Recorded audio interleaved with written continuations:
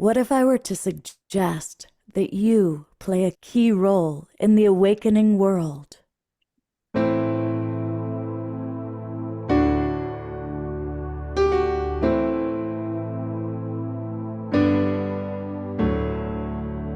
that you are watching this because you have heard the call.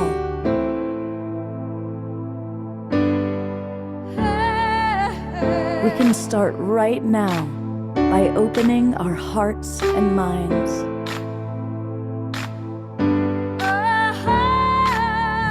Welcome to the awakening world.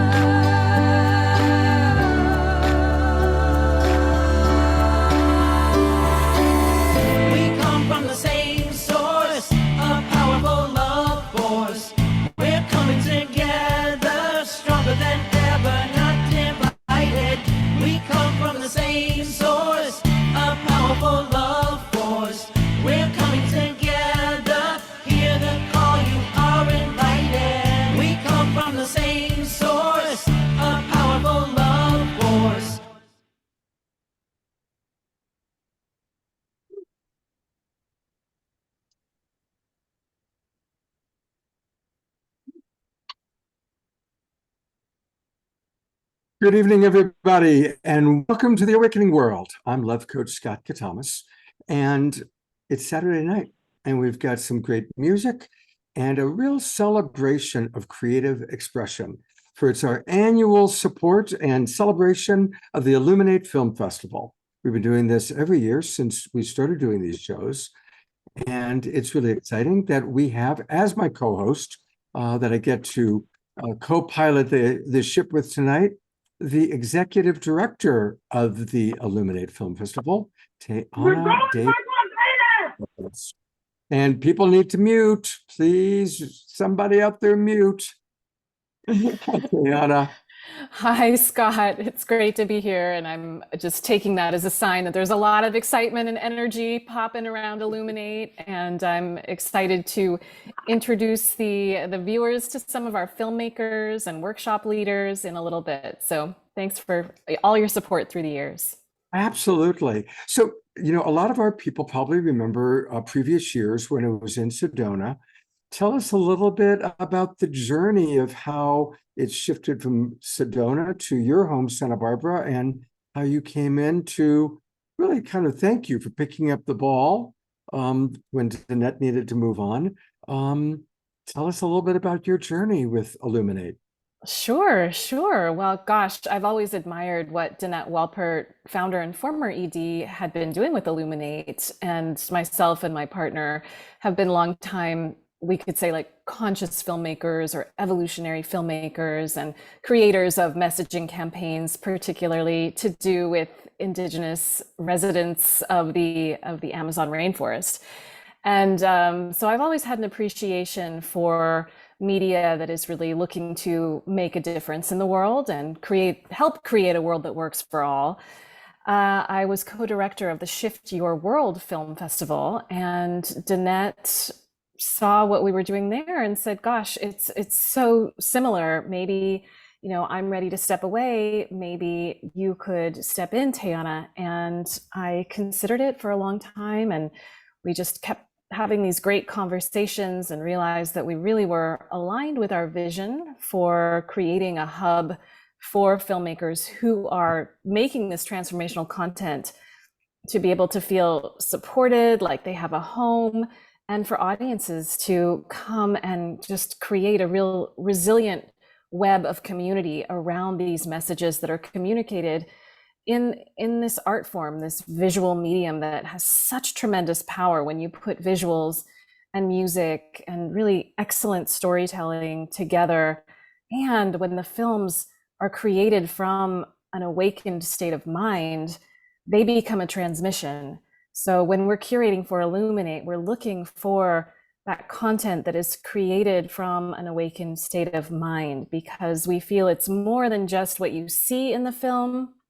It's really the consciousness of the creator and creators that comes through and has an impact on more layers than we might even be cognizant of. So in terms of getting Illuminate to Santa Barbara, Danette and the board came out here, and Santa Barbara is where I live, by the way. And it has been time for Illuminate to spread its wings and come to a bigger city. So it actually was perfect. The board felt Santa Barbara is very demographically similar to Sedona in many ways, but it's a little bit bigger and it's a little bit more accessible, frankly. It's close to Los Angeles. We have our own airport. You don't have to drive 3 hours after you come into Phoenix. So a lot of boxes were getting ticked, and the stars aligned. And last June, we decided, yep, it's moving to Santa Barbara. And so this whole year it's been an uphill climb. I'm not gonna lie. It's been a lot of work to reestablish Illuminate in a new city, because it's all new venues, it's all new, sponsors and donors and audience.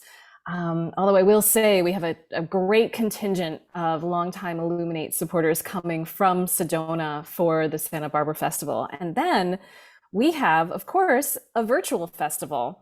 After the in-person in Santa Barbara, we have a whole week of many of the same films and some new films that you're going to hear about this evening that run in the virtual. And people from all over the world, wherever you are, can buy a pass for the virtual and see what we're programming, as well as participate in some really fun live events that we're doing.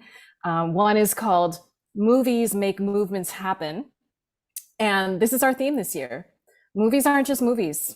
If they're done right, and if there's an impact campaign, and if we gather community around these films, they become movements.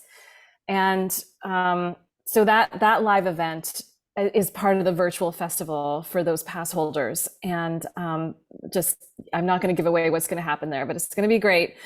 And we have an award ceremony to close out the virtual festival.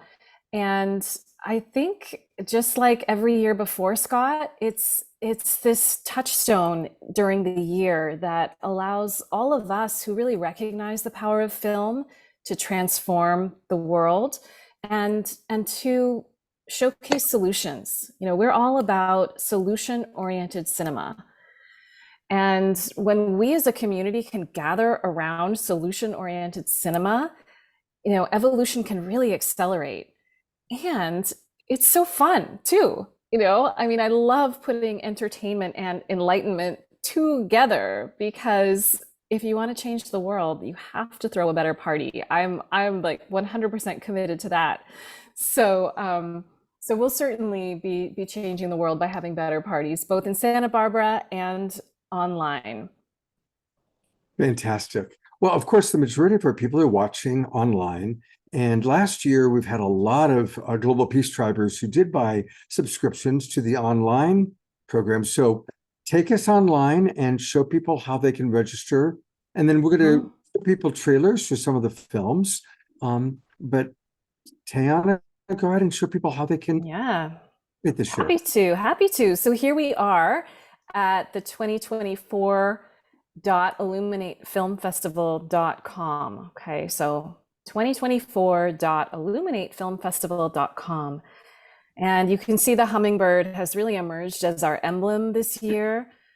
There's a lot of magic that's been happening around this little creature, the hummingbird. And the hummingbird has been pollinating many different elements together, and people from all over the world who are showing up to be a part of this movement. So here you see our theme, and then you can experience the festival two ways. There's in person and virtual. And I will say that the in-person all access passes are sold out, which is amazing. But you can still purchase individual film tickets if you happen to live in Santa Barbara or nearby. And then the virtual, as I said, is available to all, no matter what country you live in.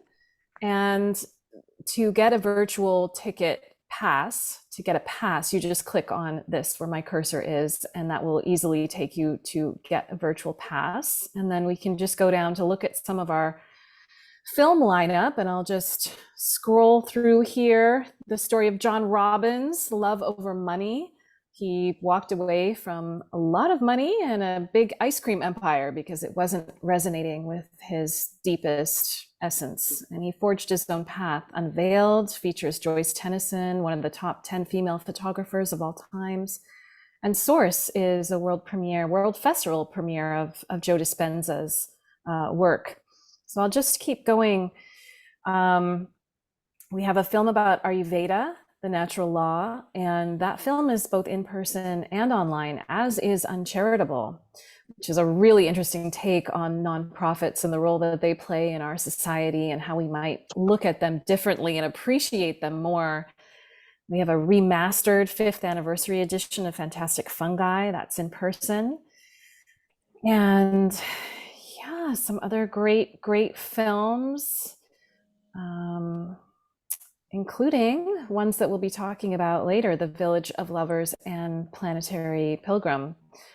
So I think that's kind of my website showcase, but I will just say here that under workshops and labs, you can see here we have a source to screen lab. This is April 8th through 12th in Santa Barbara at a beautiful new retreat center called the Empathy Center.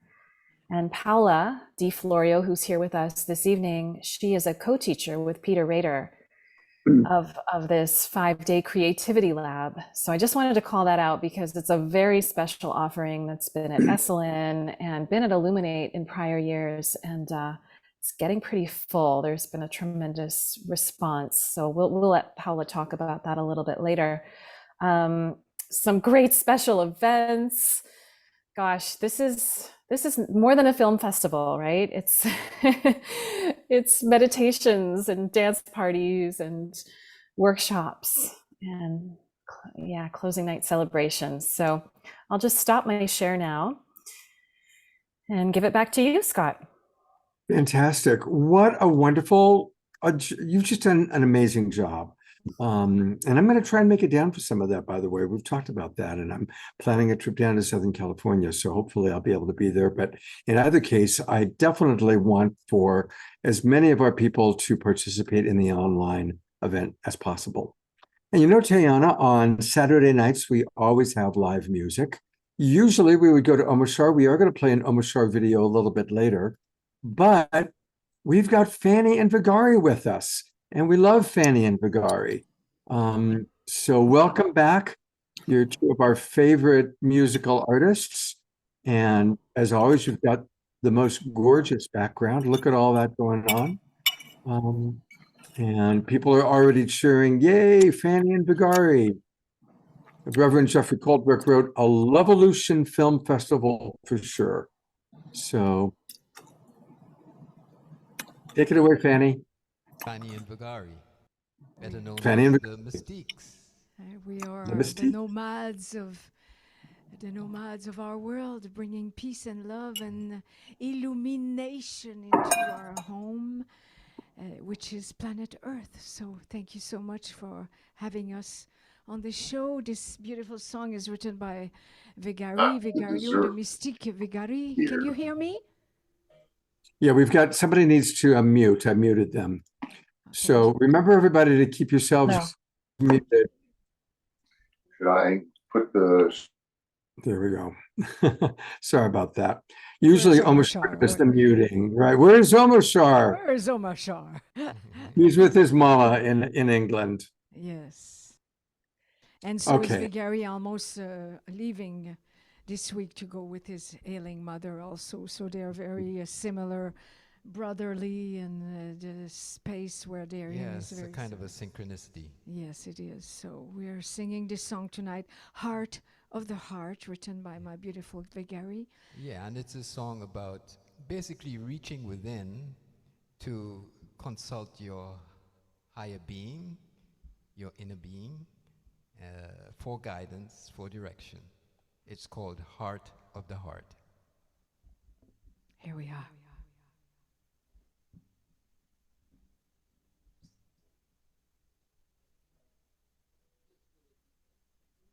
Just gonna be a second.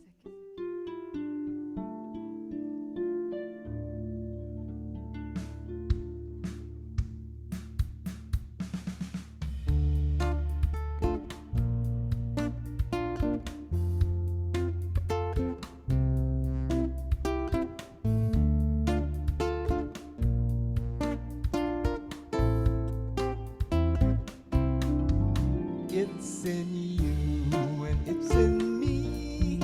You might say that it is the key. If it showed so you could see, would you let it set you free? Feel the part of you shining the light that will lead you right to where you need to be.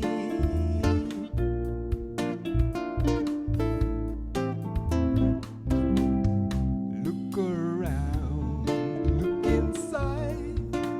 There's no telling what you're gonna find. Look around, look inside. Every question could be your guide. Feel that silent part of you shining the light that will lead you right to where you need to be.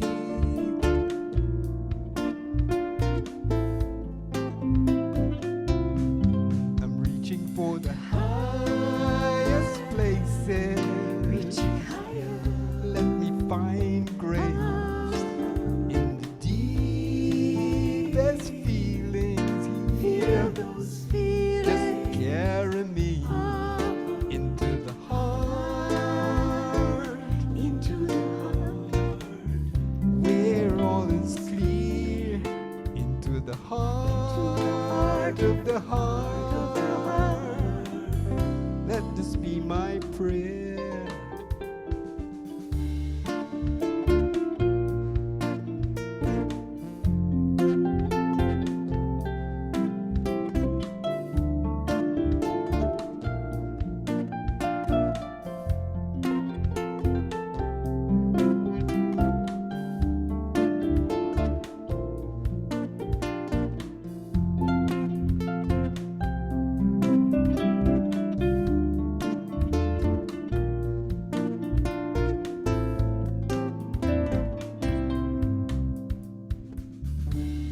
Through the fire, lead me safely, and we'll go beyond desire.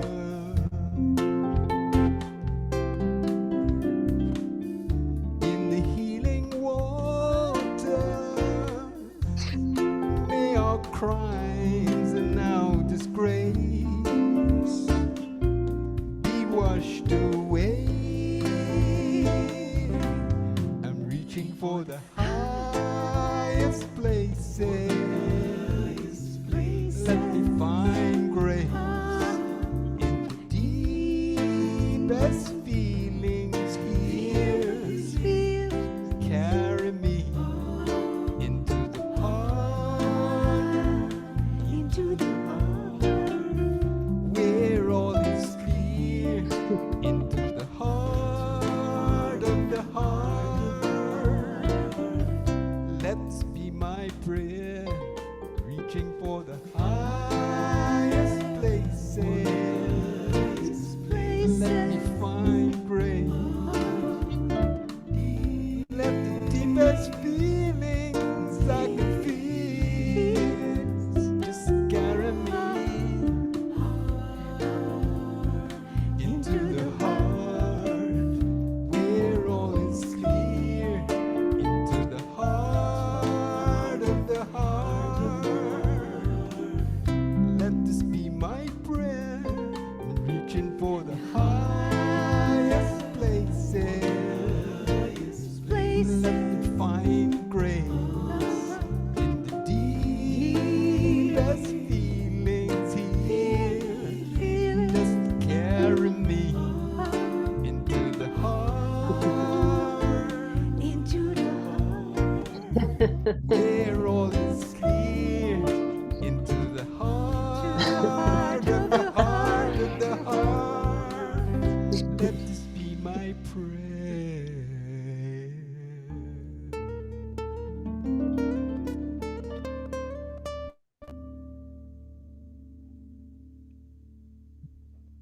Oh, we love you guys so much. I'm going to go to gallery view, everybody. Let's give them a lot of awakening world goals. And isn't it fantastic to have our beloved Eleanor Joy? For those of you who don't know, Eleanor Joy is who usually, she and Reverend Jeffrey always lead the moving and the dancing, and even in her hospital bed, there she is, blessing us with, and you look wonderful, Eleanor Joy. You know, yellow becomes you. Sunshine. Absolutely. It's so good to see you, and we love you very much. And while we have the camera on her, let's just take a moment and send maximum grace to Eleanor Joy. Yes, let the sun shine on you. The sun, the light, the healing sunshine light within you, within all of us, creating a divine healing light. And so it is. So it is. Many blessings upon you, Eleanor Joy, and blessings on all of the Global Peace Tribe. Yes. Thank you. We love you so much, Eleanor Joy. And we love Fanny and Vegari. And just so people know, the way you can get their music, for those of you in the Zoom room, I put it in the chat box. And for those of you watching on Facebook and our broadcast partners, go to The Mystiques 1111. That's The Mystiques 1111.bandcamp.com. That's the best way to get their wonderful albums. I really recommend Awaken 1111. It's a beautiful album. I enjoy playing it. And Fanny and Vegari will be back a little bit later on in the show. And hopefully so will be our beloved Eleanor Joy. But now we are going to kind of go into the main thrust of the show, which is we get to meet filmmakers. And Teana, I'd love for you to introduce our first filmmaker. Oh, thank you, Scott. And beautiful music and just feeling the beautiful community. It's wonderful what you've cultivated over the years, and we're thrilled to be a part of it, Scott. And I'm excited to introduce our first filmmaker.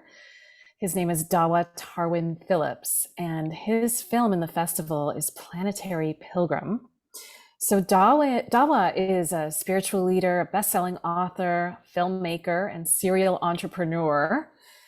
He's the founder of Empowerment Holdings, an international mindful leadership company. And there's a whole bunch of other things that he does, but I'll just let you know that he is also a member of the Transformational Leadership Council and the Association of Transformational Leaders. He's also a leading voice in the global mindfulness and consciousness movement. He lives with his family in Santa Barbara, California. So Wow. Dawa, welcome. Thank you. Hello there. Such a beautiful song. My heart is still resonating from the music. As the song was playing, I got the message that my sister-in-law gave birth to their son, literally as the song was playing. Wow. So his name is Luca, and he was born during the song. So Beautiful. I take that as a very auspicious moment. That is so cool. Thank you for sharing. Yes, sure. So, I'm very happy to share that. I think there are layers of auspiciousness that are yet to be revealed. I'll just say that. Paola's nodding her head. Yes.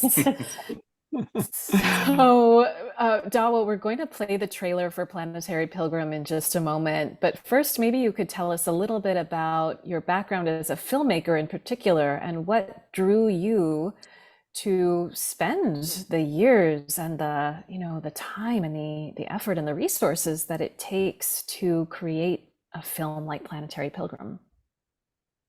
It's a great question. Maybe, for those of us who are working on this awakening world, I would say the instructions all come from the same place. So for me, I was guided to make a film. I had never made a film before. It wasn't on my mind, and I was told it was important that I made a film.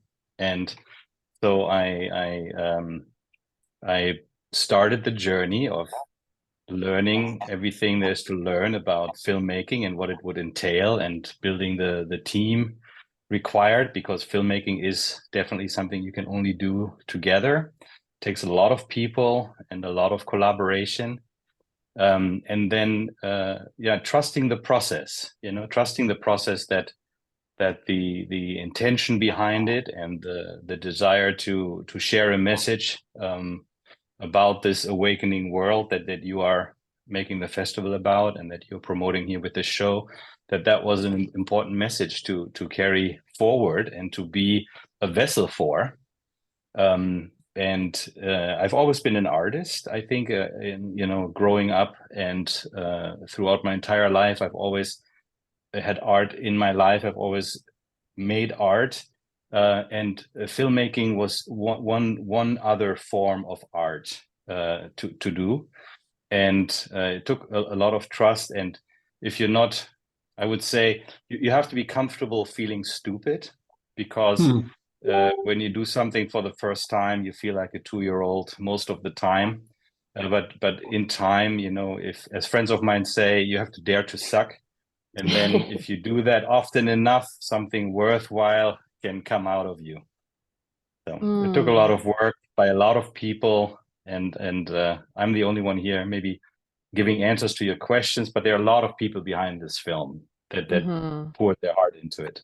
I know that filmmaking is, as you say, such a collaborative art, which is part of the beauty of it, I think. And it really is an example of, the sum of its parts being more than just the parts alone. Somehow the synergy, the alchemy of all of the people on location in that, edit bay, there's energy from all of the filmmakers, above the line, below the line, and it comes in and infuses the film. And I know that we get so close to the people that we're working with. Do you feel like, was there a little family created around this film? Absolutely. And also to the context of the film, we traveled together for 30 days around the globe. And so it was very, very intimate. And then the filming is one part, the editing is a whole nother part. There's a different level of vulnerability required during the editing process than during the filming process. But yes, one definitely becomes a family. And then in the post-production, from the color coding to the music to the editing to the sound design, there's so many aspects that go into this, and everyone brings their own creativity, if one allows for that, brings their own creativity to this piece of art. And and so it's a kind of a combination between the makers of the film and the audience that are present throughout the entire process, I would say. Well, let's go ahead and show our viewers the trailer of this film. Hey, here we go. Planetary Pilgrim. Okay, see if I can get this right. It's visiting 17 places in 5 countries on 4 continents in 30 days. Is that right? That's right. That's yes. right. Wow, that's an undertaking. I wanted to help bring the planet back in the conversation of what spirituality actually is about. I knew that I was going to do the trip by myself, but I thought maybe there are others. Maybe there are others that are ready to do a pilgrimage that is not just to the homeland of their tradition. Who can say that they went around the world in 30 days, and it's the first as well of a pilgrimage going around the world. I can't wait to see what I learn. My mom wants me to meditate, but I can't sit still very long unless I'm drawing or writing or something. I've never gotten off the grid and said goodbye to my daily routine. Never done that before in my entire adult life. Freedom! I would describe being a pilgrim as being on a path where you are curious and open-hearted.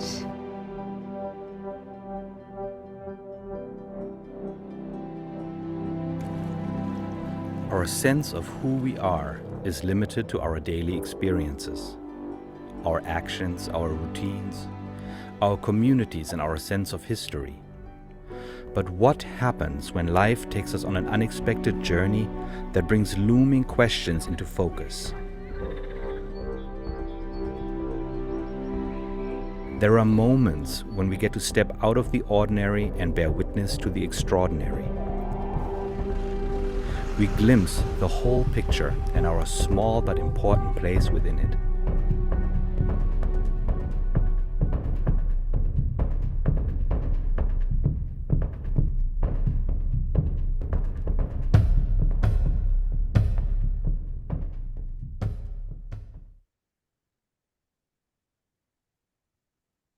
Wow, that looks fabulous.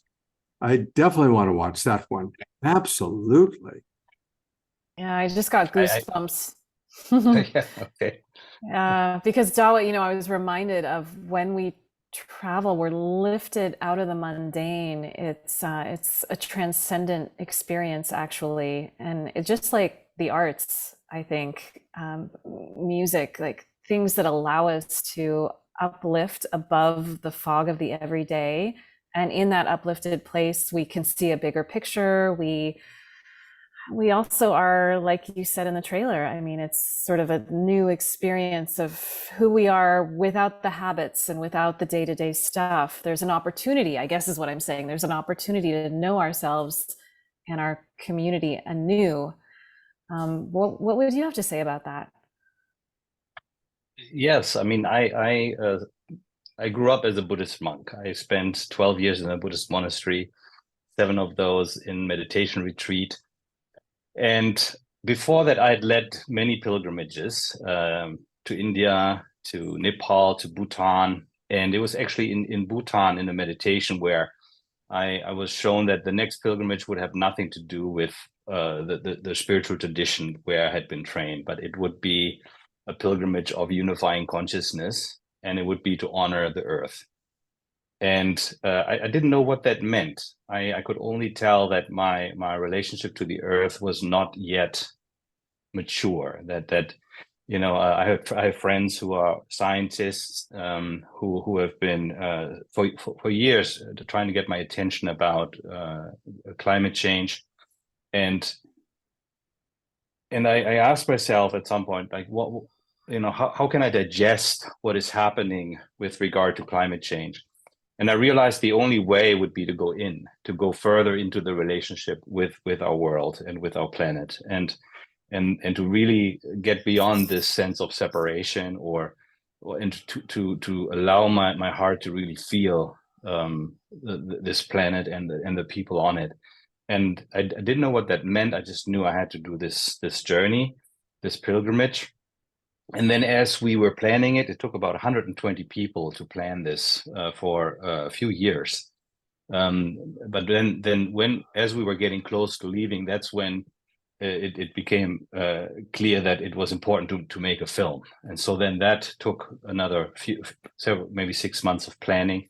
But so that a little bit to understand how we got there, it was really also an opening up by everyone involved to this unifying consciousness that wants to awaken on the planet and with the planet, not just on the planet, but maybe even through and with the planet.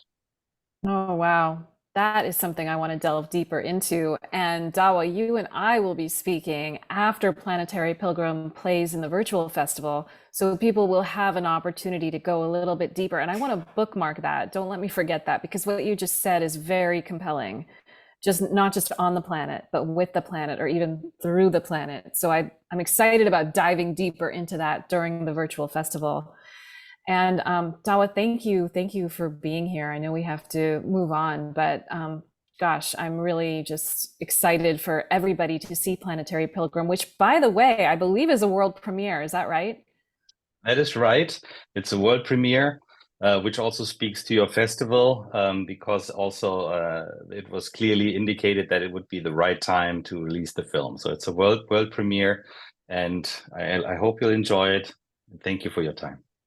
Dawa, I'm very excited to see your film. Thank you. And let your sister know that clearly her new child, global peace triber. No doubt about it. It's my sister-in-law, but yes, I will let her know. Your sister-in-law, absolutely. Thank you. Oh, thank you. It was really, really beautiful film. Just beautiful. I can't wait to see it. Well, normally our beloved Omashar is with us, and I'm already missing him. I think we all are. And a reminder, he's with his mom, who's kind of in her final chapter. And but being the wonderful Omashar that he is, he sent us multiple videos that I'll still be able to play at least one Omashar video each Awakening World show while he's gone. And so here's the first one that he sent.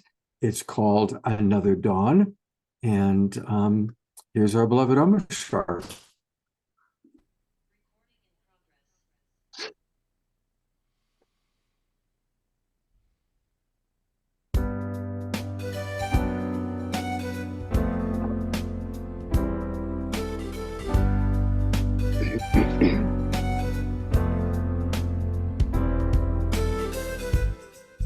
Another dawn, another day. Innocent child coming your way. I've been wondering about my life. Oh yeah. Wondering about my state of mind. But then I heard, who is it for? If not for yourself, how do you feel? And why do you cry, cry, cry, cry, cry?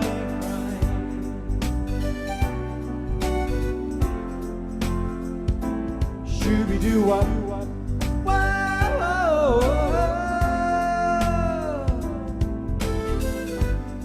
The sun is warming up my mind.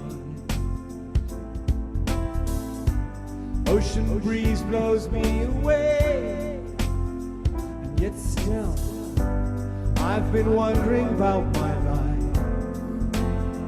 Oh yeah. Wondering who will take my place. But then I heard, who is it for?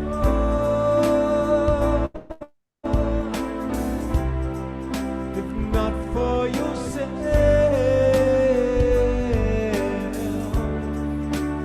how do you feel? And why do you cry, cry, cry, cry, cry? Who is it for? If not for yourself, how do you feel? And why do you cry, cry, cry, cry,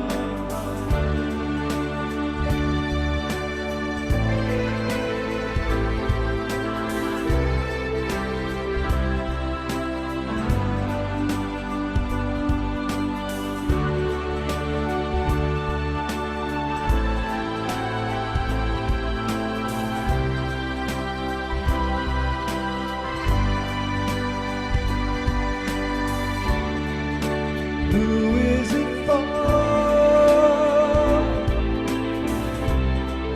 If not for yourself, how do you feel? So come on, let's fly. Come on, let's fly.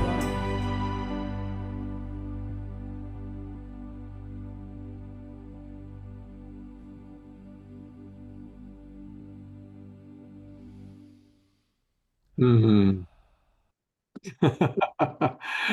And spotlighted our three wonderful cheerleaders, Reverend Jeffrey, Eleanor Joy, and Tiara.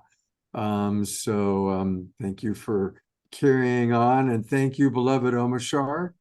And people have been asking, well, where do we get the information on Illuminate Film Festival? So again, it's simple. The website is illuminatefilmfestival.com, and that's where you can learn all about it. Go to the virtual screening room or become a member. You want to support this amazing festival, because wait till you meet the next two people that Teana is going to introduce us to. You're going to love Paola, just like we loved Dawa. Dawa, I don't know if you've seen all the comments in the chat box, but a lot of wonderful comments already about your film. And I'm going to turn things back over to Teana. Oh, thanks, Scott.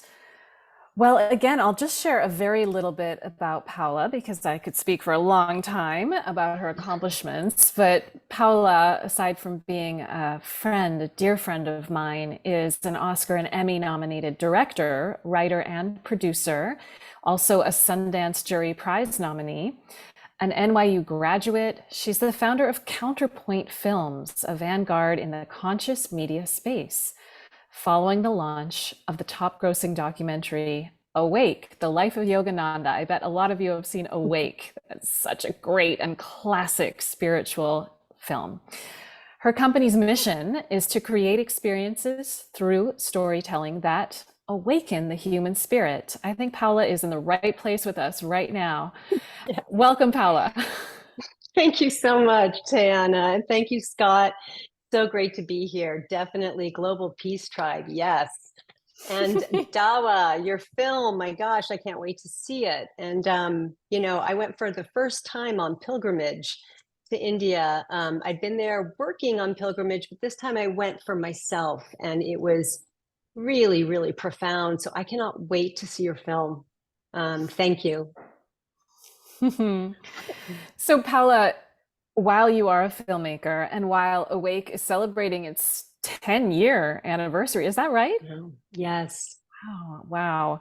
Well, so your involvement this year at Illuminate, though, is a little bit different. You're teaching Source to Screen, which is a 5-day creativity lab. And maybe what we'll do is just roll the video about Source to Screen, and then you can tell us all a little more. Does that sound good to everybody? Absolutely. Sure. Yeah. Okay, great. Paola, have you pulled it together so you're going to be able to? I might be able to. Let's see if I can. Okay, great. Okay, let's see if we can make this work.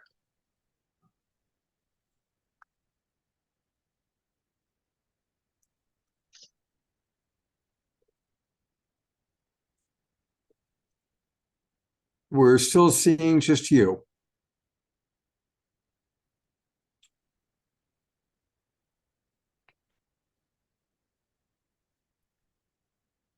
Paola? We're only seeing, I'm sorry. That's all right. Is that working? No. This is Peter. I've just posted the Vimeo link in the chat. Okay. There, Scott. Can you see it? Yes. Okay. If we're going to do this, then chat for a couple minutes, because it's going to take me a minute to take the video link, embed it into my computer. Okay, sure, so no worries. and... So we'll chat. Yeah. So Paola, okay, so you co-teach this with your husband Peter Rader. Hi, yeah. Peter. And you've been teaching it for how long? And I think we really want to know the why of this offering. Yeah, absolutely. Well, first of all, let me just say that we actually don't think of ourselves as teachers. We think of ourselves as facilitators, and that's for a real reason, because this is a laboratory. This is where people come to test things out. And what we're doing is really looking at what happens if we create a really supportive environment for going deep within ourselves. And just like on pilgrimage, where we, like Dawa was saying, everything comes into focus because we create that space. Well, we do that same thing in Source to Screen. We're really finding or looking for a situation where we can find that kind of incubator, that environment, that laboratory, where it's okay and safe, and actually it's designed for you to come into alignment with what is happening for you essentially.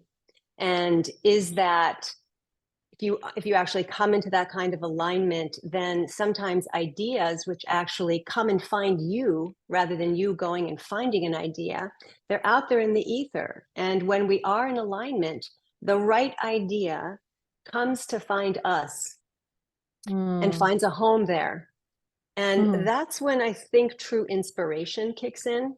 And I feel like, we don't really live in a world where there's enough to support that. There's so much that is really a distraction for us and becomes almost a part of, we're almost like we are hypnotized, to follow some sort of agenda out there in the world. And, at some point, some of us who are awakening in the world start to realize, wait a minute, what's going on? This doesn't have the meaning. This isn't who I am. This isn't what the planet needs. I have a different purpose. And so many people right now on the planet are waking up to that.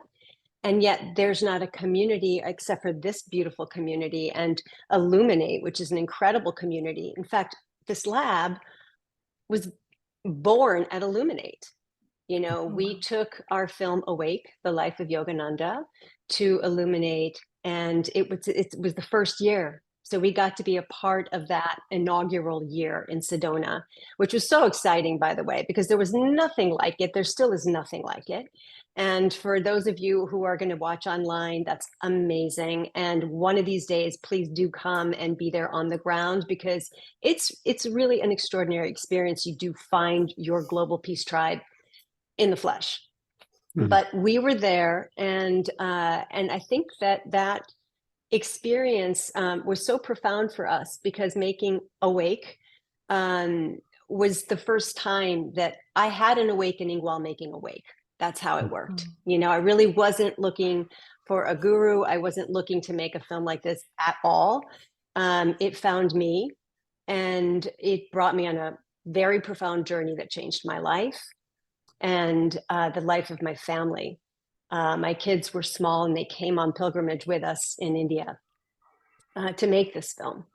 But because of that, I think at Illuminate, Danette said after we had screened there, the following years to come, we were on panels, and then she said, what would you like to, what is it that you want to contribute here? And we had this lab idea. It came through, which was especially for filmmakers at that time, because we were speaking to filmmakers, was how do we take this powerful medium of filmmaking and actually help people bridge that with what is truly happening for them on an essential level, because each of us has this unique nervous system, and we are here sort of taking in this world in a unique way, and we have something singular that comes out that we need to share.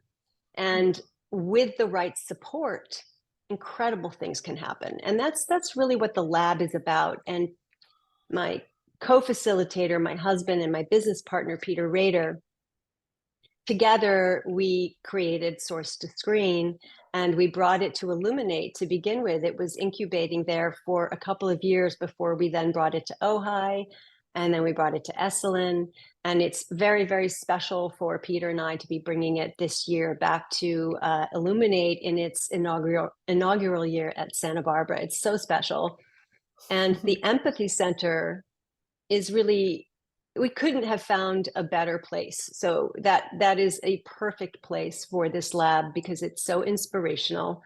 And what Edwin and his cohorts there are doing, creating a space where we can all come together and feel empathy and love and contribute to the world the way we need to, is profound. So we feel very blessed to be bringing this lab to Source to Screen. So it's for creators of all kinds, not just filmmakers now.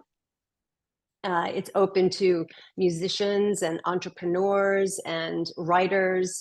A creator of any kind can come to this lab and really align with what it is that they need to create. Wonderful. I'm going to show the video in a moment. I have to say, I loved your movie Awake. Yogananda has been my master teacher since I discovered him at age 16.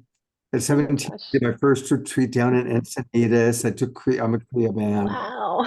And That's exciting. there was so many wonderful things about your movie, including footage that I just never seen before. And some of the footage you found was so beautiful. And so thank you for making that wonderful movie about our beloved Yogananda. Well, all gratitude to the Self-Realization Fellowship and all the monastics, the monks and nuns who really labored to find all of that footage that had been locked away, for years and years, and to bring it out and restore it so that we could use it in the film. And talk about darshan, what you were saying earlier, Teana, about what comes out in a film. We didn't know what we were getting into when we sat in front of that footage. I had no idea as I sat in front of that footage, trying to, co-direct this film and the edit. And as I was watching all this archival footage, I truly felt that something was shifting and changing within me. So I do think that Yogananda knew what he was doing. Cameras were brand new at that time, and he knew that what he was putting out there into the footage would be lasting and would transform people for decades and possibly centuries. Beautiful. Absolutely. So many of the people who've been significant in my life also have a connection to Yogananda. I often believe that he brings us together. It's almost like whispers in our ear and kind of guides to make sure that Teana and Kit Thomas meet each other or whatever it might be. Not to be confused with Scott Thomas. That's right. Hey, let's watch. I'm hoping this will play well because I wasn't able to embed it into my computer. So let's give it a go, though. Hopefully it'll play well.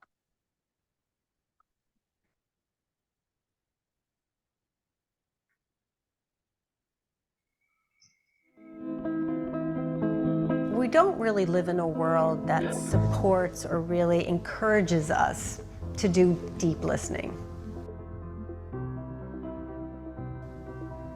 We're distracted by everything around us. We're distracted by our iPhones, our iPads. It's getting harder and harder unless you are consciously trying to reverse those searchlights and go inward, to listen to inspiration.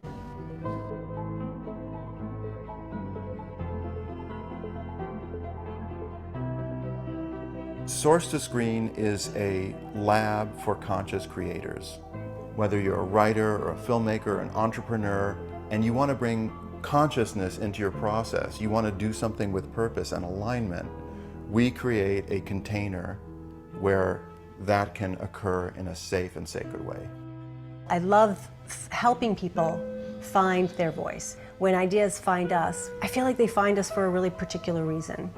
And so helping usher that idea into the world, to me, that is spiritual. It's that intersection between your purpose, your dharma, and this idea. And when they meet, they're almost like forming an arrow, and it gives you like that direction.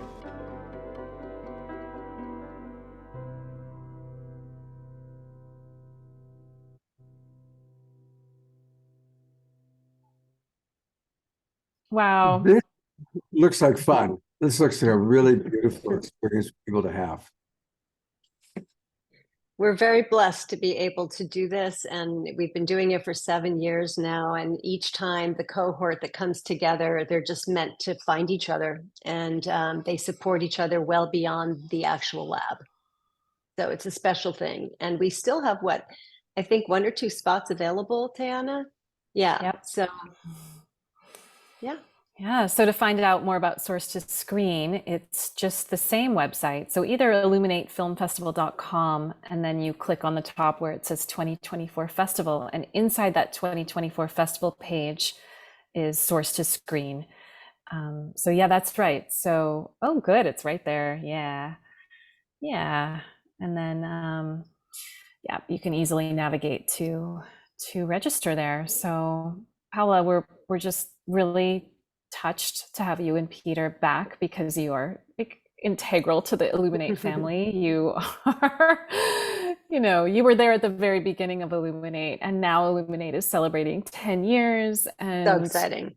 like starting this new chapter in California. And it is so exciting. And it actually just wouldn't be the same without you being involved this year in such an important, meaningful way, because like you said, I mean, the 15, 20 people who are going to be taking this lab, this can change the trajectory of somebody's creative life. And I know that you've witnessed that over the 7 years that you've been teaching it. Yeah.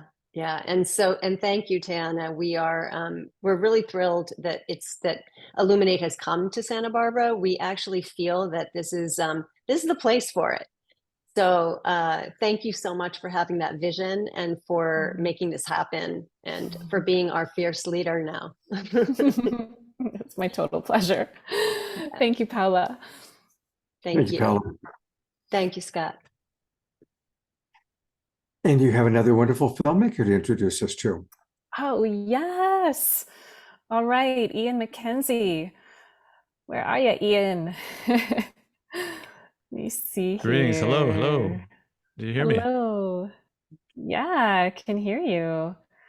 And let's see, Ian, I'm just looking for your bio, which just disappeared. So what I'm going to do is just allow you to introduce yourself, please. Just hand it over to me. Well, Yep. I'm steeped in a teacher that some may have heard of. His name's Stephen Jenkinson, but he's generally coaches people out of introducing themselves because other people tend to be better at understanding, who you are better than you might think. But I can say that I've been a filmmaker for about 15 years and initially came to film very explicitly to shift consciousness as quickly as possible. That was something that I felt we understood, or myself, I mean, many others too, understood that, the trajectory of the dominant culture was headed off a cliff. And so the need to participate in meaningful ways became apparent. And so for me, I felt that I was drawn to film just as a medium, but itself artistically, but I felt that it was the most effective way actually to reach enough people. And so that really started my journey in film. And since then I worked on a number of projects. The bio now I see is in the chat there, but worked on one some might know called Occupy Love with a Canadian director named Velcro Ripper, as well as Lost Nation Road, which was about Stephen Jenkinson, as I mentioned, the teacher. Sacred Economics with Charles Eisenstein, some folks may know, as well as Amplify Her, which was looking at the rise of the feminine through primarily electronic music, but really looking at sort of how to understand what that meant. And then most recently, which is what we're going to talk about now, is The Village of Lovers, which is about a radical community in Portugal that caught my eye about a decade ago and invited me to the community. And I've never been the same. Oh, amazing. And Ian, I'm just remembering, I don't know if we've actually connected this dot, but I grew up in Victoria, British Columbia, and you are based on Vancouver Island. Is that right?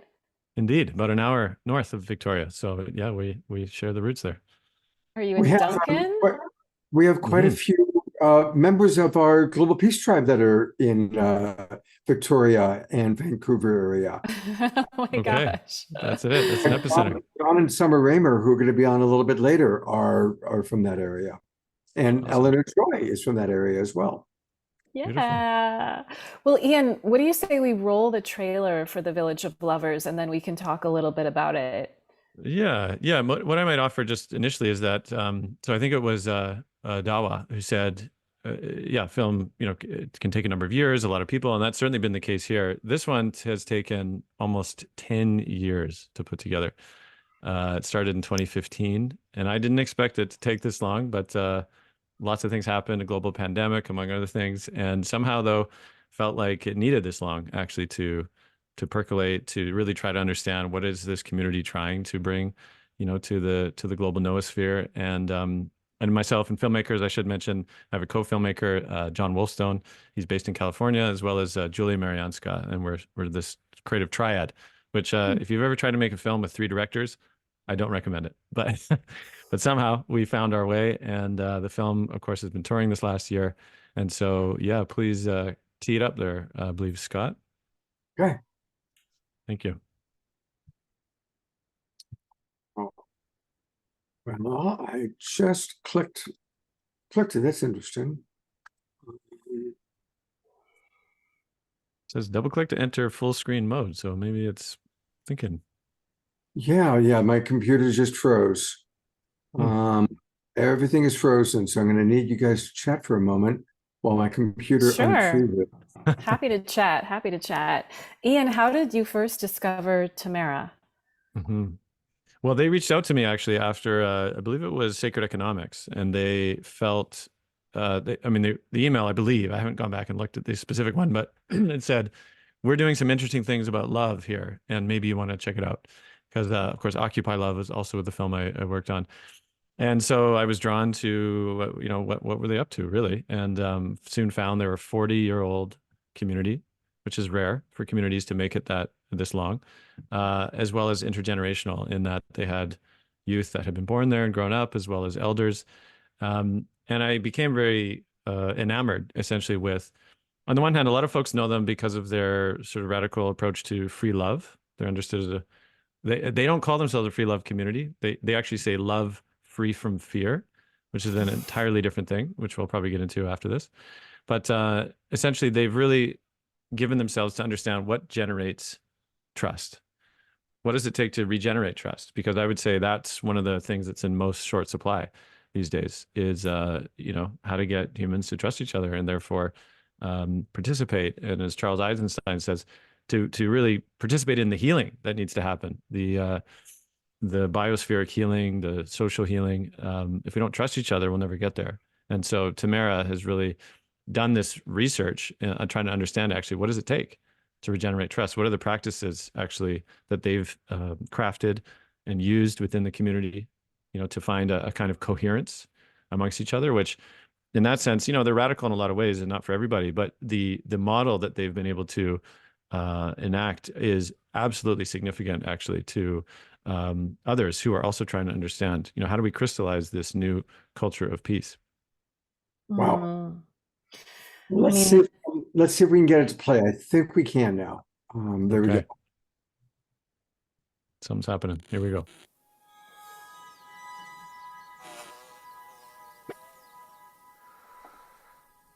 We are preparing a cultural shift to find new ways of dealing with the crisis where we all are in.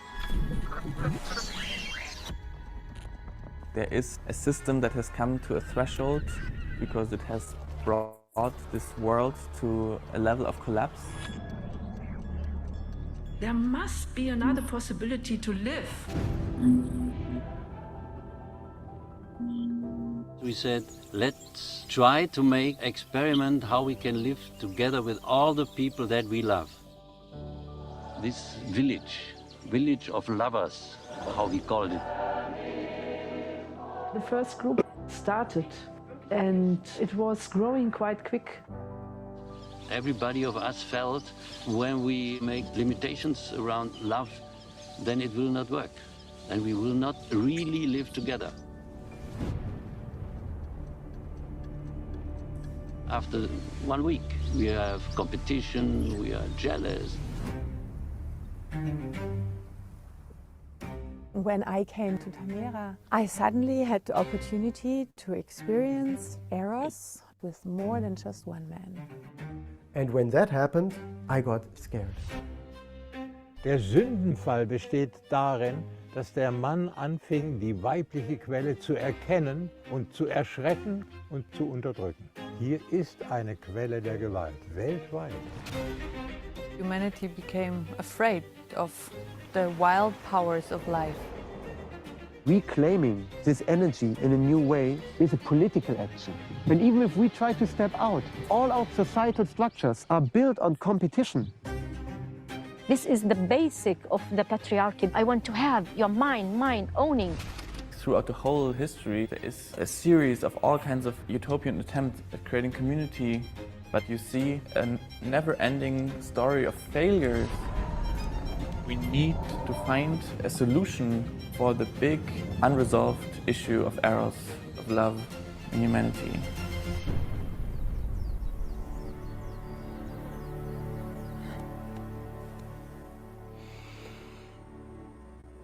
Tamara is really a community with a huge vision of shifting the entire culture of this planet from one of war to one of peace.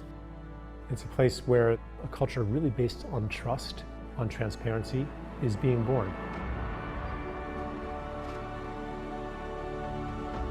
We live beyond our individual realm, beyond our realm of friends and family, to understand that we are planetary citizens. The matriarchal culture, the patriarchal culture. And now something new wants to appear.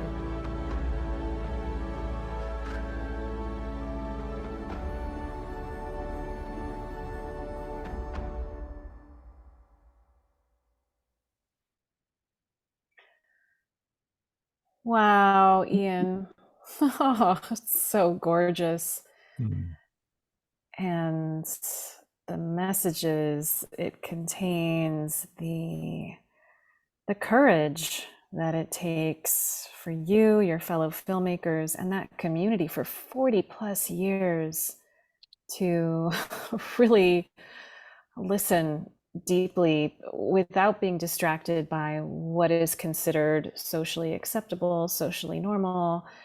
It takes a tremendous amount of courage, and I think just like commitment to touching your essence and doing that in community with others who are committed to the same practice to discover what could be. So tell us a little bit about maybe before you made this film, and you said it took you 10 years. So how have you transformed over the 10 years by getting to know Tamara more deeply while working on this film? Yeah, good question. You know, one thing I want to say up front too is that, you know, I met a lot of boomers, older boomers who've said, you know, I was there in the 70s and, you know, we failed. A lot of them have a sense of regret or sadness, right? Of, you know, we really wanted to change the world. And there's this line actually in Fear and Loathing in Las Vegas, the book, which maybe is, you know, one of the seminal books so that captured that moment in the 70s, this revolutionary spirit. And the author, of course, Hunter S. Thompson, he quotes where he says in the book, you know, I drove out to the desert and I could see somewhere on the horizon line where the wave crashed against the rocks and sort of rolled back into the sea. And it was something that for me captured that very thing. It's this sense of, wow, you know, we thought everything would be different. And, you know, maybe it hasn't changed as much as we thought. A lot of communities failed because they couldn't solve these major issues around power, money, sex, love. And Tamara is just one community that actually centered those issues and said, we have to solve this. So they have this phrase that they used in those early days, which is nothing human will be foreign to us. What they said, meaning whatever happens, like we'll stick around, we'll see what happens. And, you know, bless them, they did. And managed to iterate enough. They left Germany. They're primarily Germans initially, and they moved to Portugal. And now they're called Tamara, the community there. Somebody in the chat just mentioned Zeg, which was a sort of sister community that stayed in Germany at the time. And they're very much in contact, the two. But I'd say for me, what really shifted was one, this understanding of Eros, which you saw named in the trailer. Eros to understood to be beyond simply sexual love, which is usually how it's translated, but that Eros is really the core life force of you know, everything, and that they, through that deep place of listening, managed to create a kind of attunement to how this energy, how life force wants to move. Dieter Doom, he's one of the co-founders. He called it the sacred matrix. And again, different names, right? There's lots of different names for this, but just that life has a certain intelligence. And if we can attune to life, it gives orientation. It's like, how does life want to move? How does water want to move, right? And if it was, quote, a living being, which it is, surprise. And so for them, they just really attune to that and see where it would take them through this emergent process. And so for me, that was a big shift, understanding Eros as life force, right? And how do we attune to it? And then also understanding that, you know, for most of human history, we've lived in something like a village, right? Small communities with deep connection, solidarity with each other. And for most folks that have my skin tone, right, it's been a long time, ancestrally speaking, that we've lived in something like that. And so to be embedded for a time within a community of Germans, right, ancestrally similar to me, and to feel somewhat of what it was like to be embedded in village once again, awoke something in me that I think, again, a lot of people have a sense of, you could call it a wound of belonging, right? It's like if I really was who I am, if I really showed who I am, would I belong or would I be cast out? And so a lot of people have this, we live in the wake of that. And so for me, Tamara was really this kind of rekindling of a sense of, oh, this is what it could feel like. Not that Tamara's utopia. It isn't, right? It isn't. One of the things in the film that they told us after they saw it, they're like, wow, that was really great. Can you put more challenges in? Is actually what they said. Because they're like, we don't want anybody thinking to move here immediately. But again, they've achieved quite a bit that they're proud of, and that we really wanted to transmit to the globe, again, in a time when trust is in short supply. Oh my gosh. I appreciate how you're naming trust as such a fundamental fiber of the weaving back together. It's an insight that I've had recently too. I mean, even when trust is wavering, that's when things get cagey and something might not be wrong, but because trust is wavering, there's all sorts of assumptions that start to get made, and the fracture is already there, and it can grow into a big chasm. Mm-hmm. So with whether it's your neighbors or your partners or your friends, I mean, just making sure that we can trust one another is absolutely integral to us being able to create a world that works for everyone, humans and creatures. Mm-hmm. Ian, I was struck by something in the trailer. It was about patriarchy, and it was a woman who says that she relates, I think, maybe I'm simplifying this, but like this culture of monogamy and like it must be this way, it absolutely must be this way, to patriarchy. Could you elaborate on that? Mm-hmm. Yeah, I think you're referring to, I think it's Vera, who's one of the daughters of the co-founder that you saw in the film.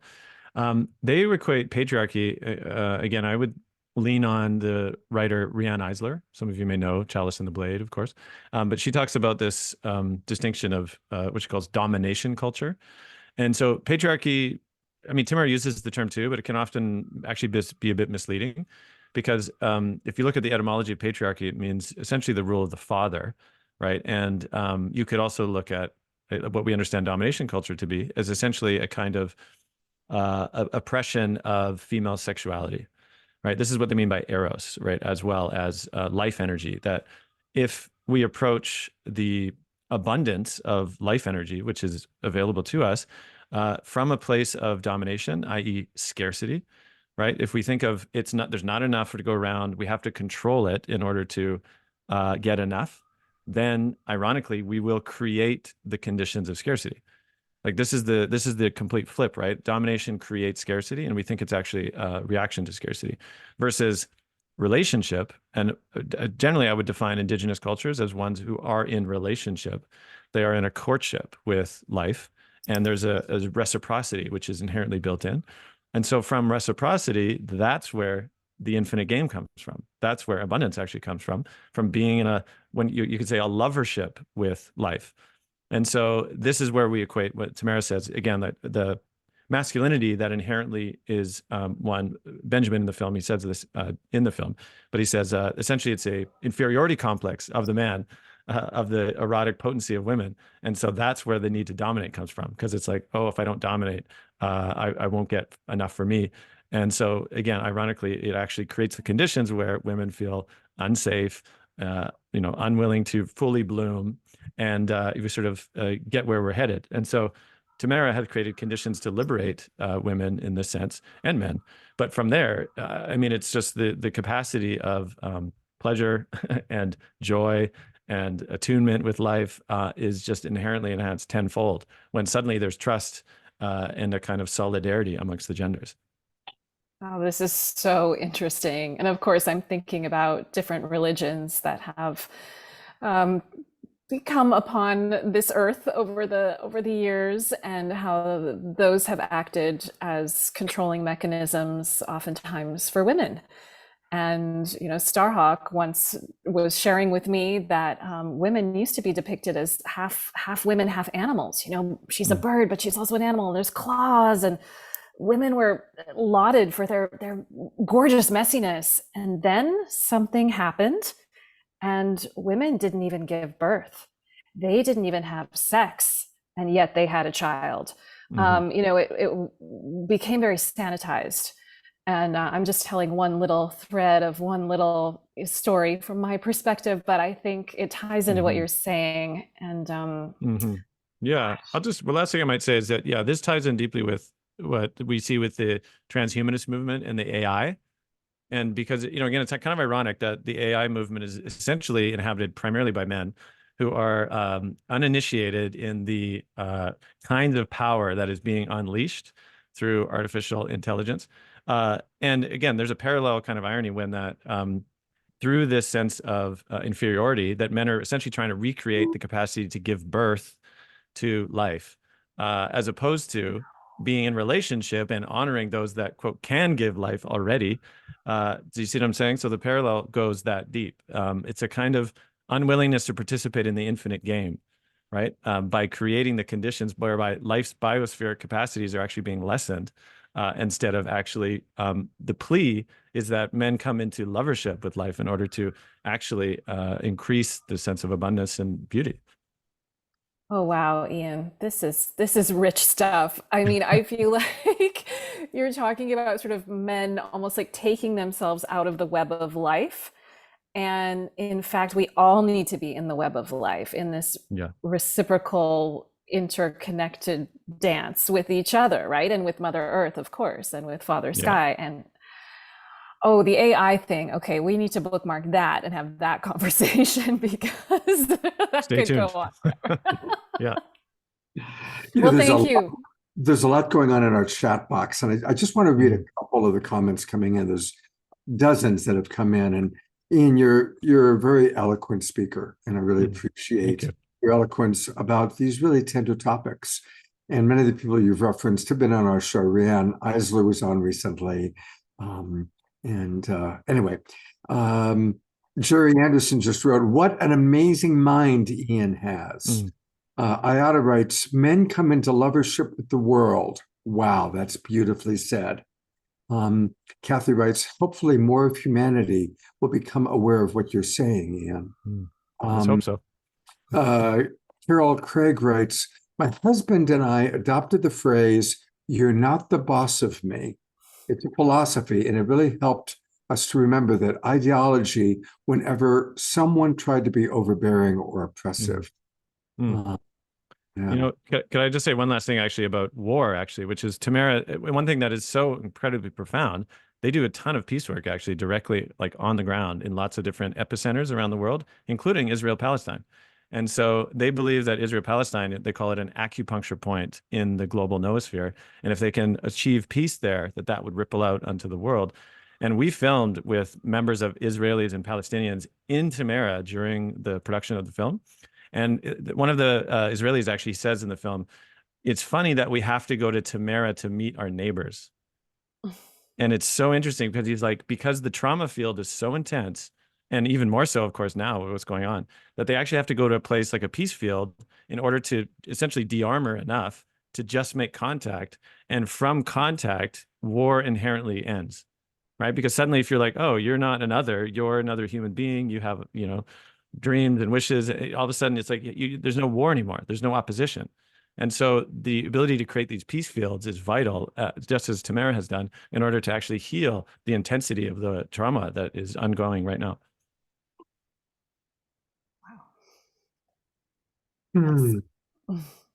Well.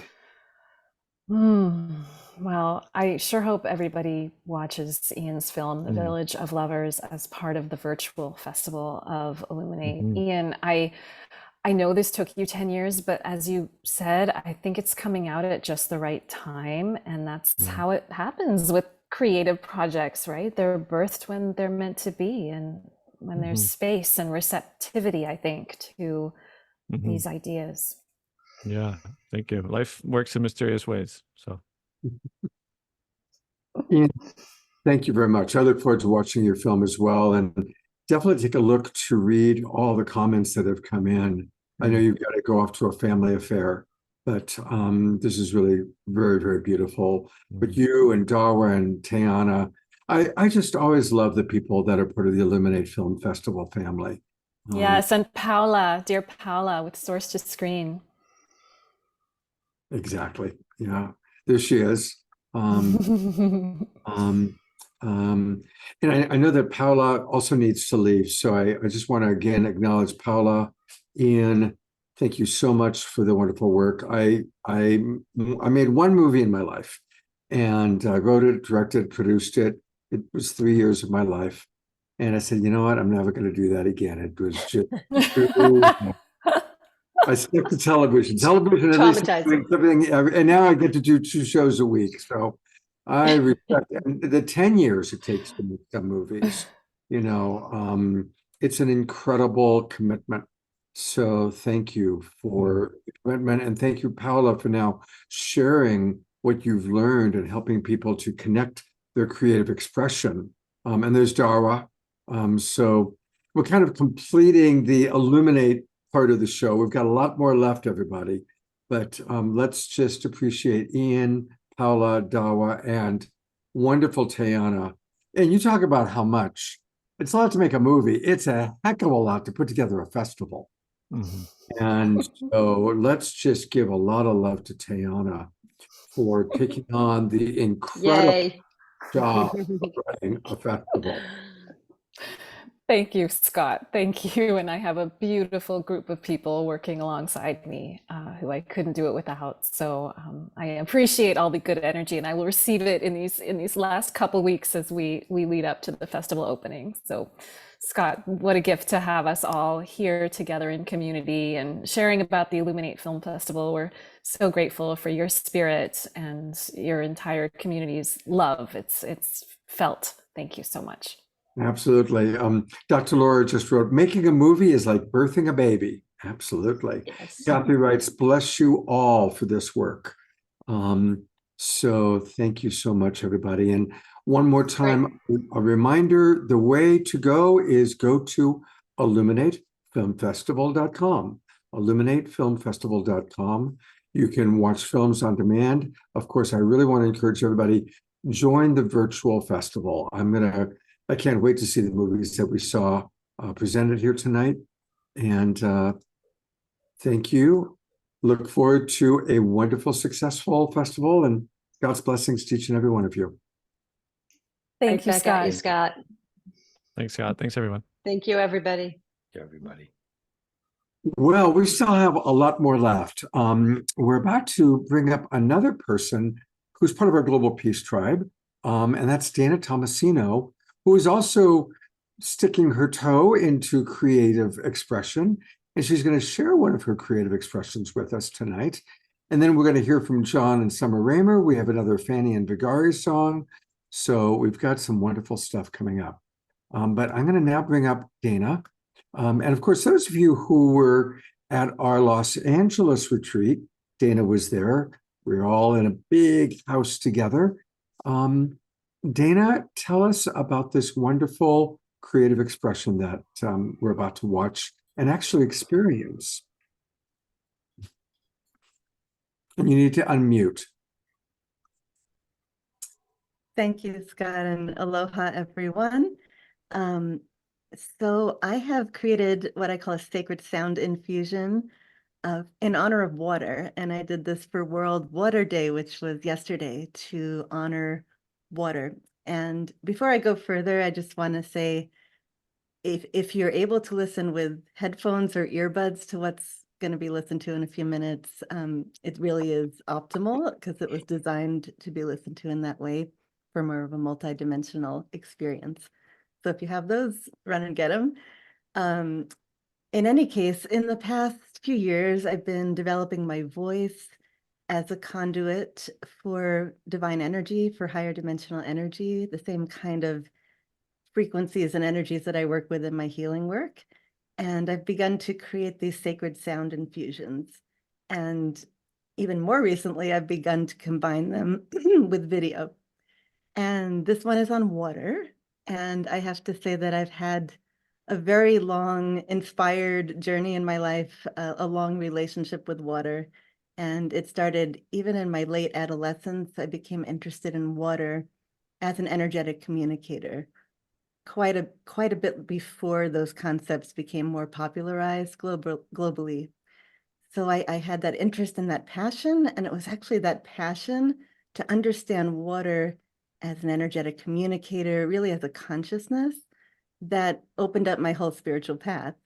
And that interest and passion led me to the HeartMath Institute, where I became part of their scientific research team for 12 years. And some of the very early research that I did there in the first few years was on water and subtle energy, water's ability to hold and transmit information. And I really believe that water is probably the most advanced consciousness that exists on our planet. It is a multidimensional consciousness. It has an intelligence. It is a master energetic communicator. And I would say that all of the bodies of water on our planet form an energetic communication network. And actually, it's my dream to also eventually work with sound in water, to work with sound in water environments, and to work with sound in the ocean, to work with some of the Earth's energy grids that lie in the ocean using sound. So as we listen and view the images that I put together for this video and the sound transmission, I encourage you to not just listen as though you're listening to a song or view it as though you're viewing a program, but just immerse yourself in the sound and in the images, be in them. And in fact, I would just like to kind of lead us in just a mini meditation to connect with water, the essence of water as consciousness. So let's just take a few moments to connect with our heart.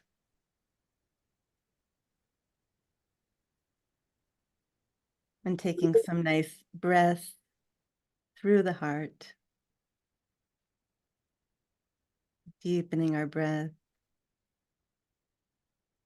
Deepening our presence into that stillness that we find in our heart space.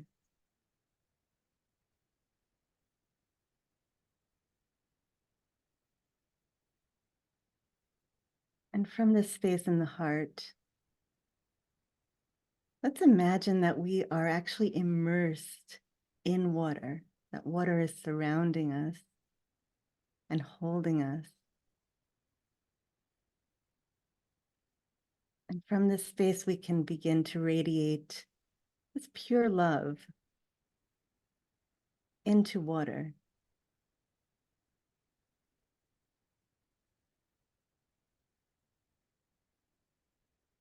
And knowing that as these coherent waves from our heart emanate, they are interacting with the wave patterns present in water. And there is an interaction, there is a communion. And we can intend to deepen that connection, to deepen that communion with the essence of water. And in this experience we're about to have, to be open to what water has to communicate with us, to what it has to share, with what impressions we receive from the intelligence that is water. As we continue to send love and appreciation out into all of the waters that exist. So we can share the video, and there's no sound at the beginning, and also just please share it till the very end.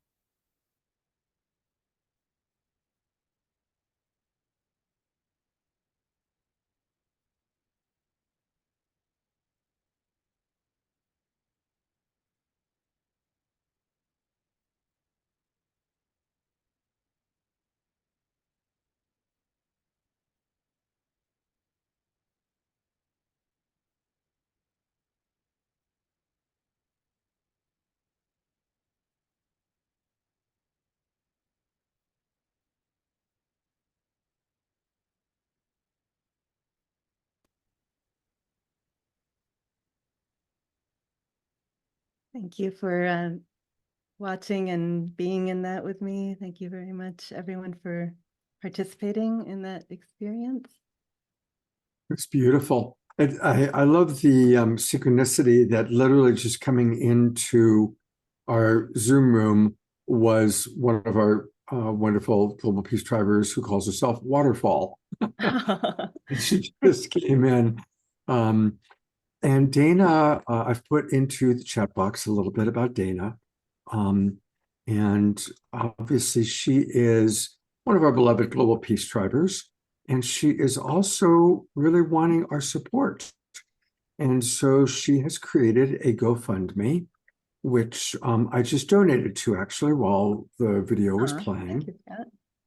You're welcome. And here it is. So we can support Dana's work in sacred sound. She's looking to raise $4,444.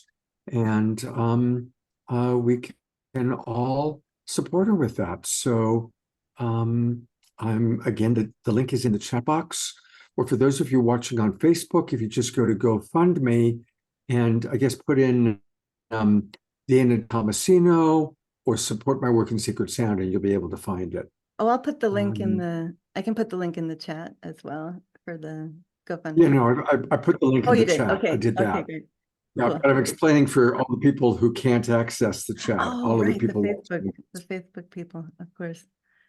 Yes, and I really appreciate your support. Any and all contributions are sincerely appreciated. And this is really to help me expand this work. So far, I've been doing it with almost no equipment, almost no technical setup at all.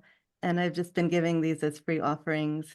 And to take it to the next level, which Spirit is really moving me to do, I do need another level of support. So I appreciate this community and your care and your support, and please share the link too. You never know who's gonna drop in and what synchronicities and miracles that we'll have. So thank you all, and I'll also put my email in the chat if anyone wants to get in touch, and the YouTube link for this video. Fabulous. And again, thank you, Dana. Thank you, everybody. By the way, Dana, there's a lot of comments. Definitely read all the comments that came into the chat box during the video. A lot of beautiful comments coming in. People who understand and love water like I do. Well, absolutely. And I think water is one of the main things that we're recognizing that we have to honor and work with. Like you said at the beginning, if there's magic in the world, it's in the water.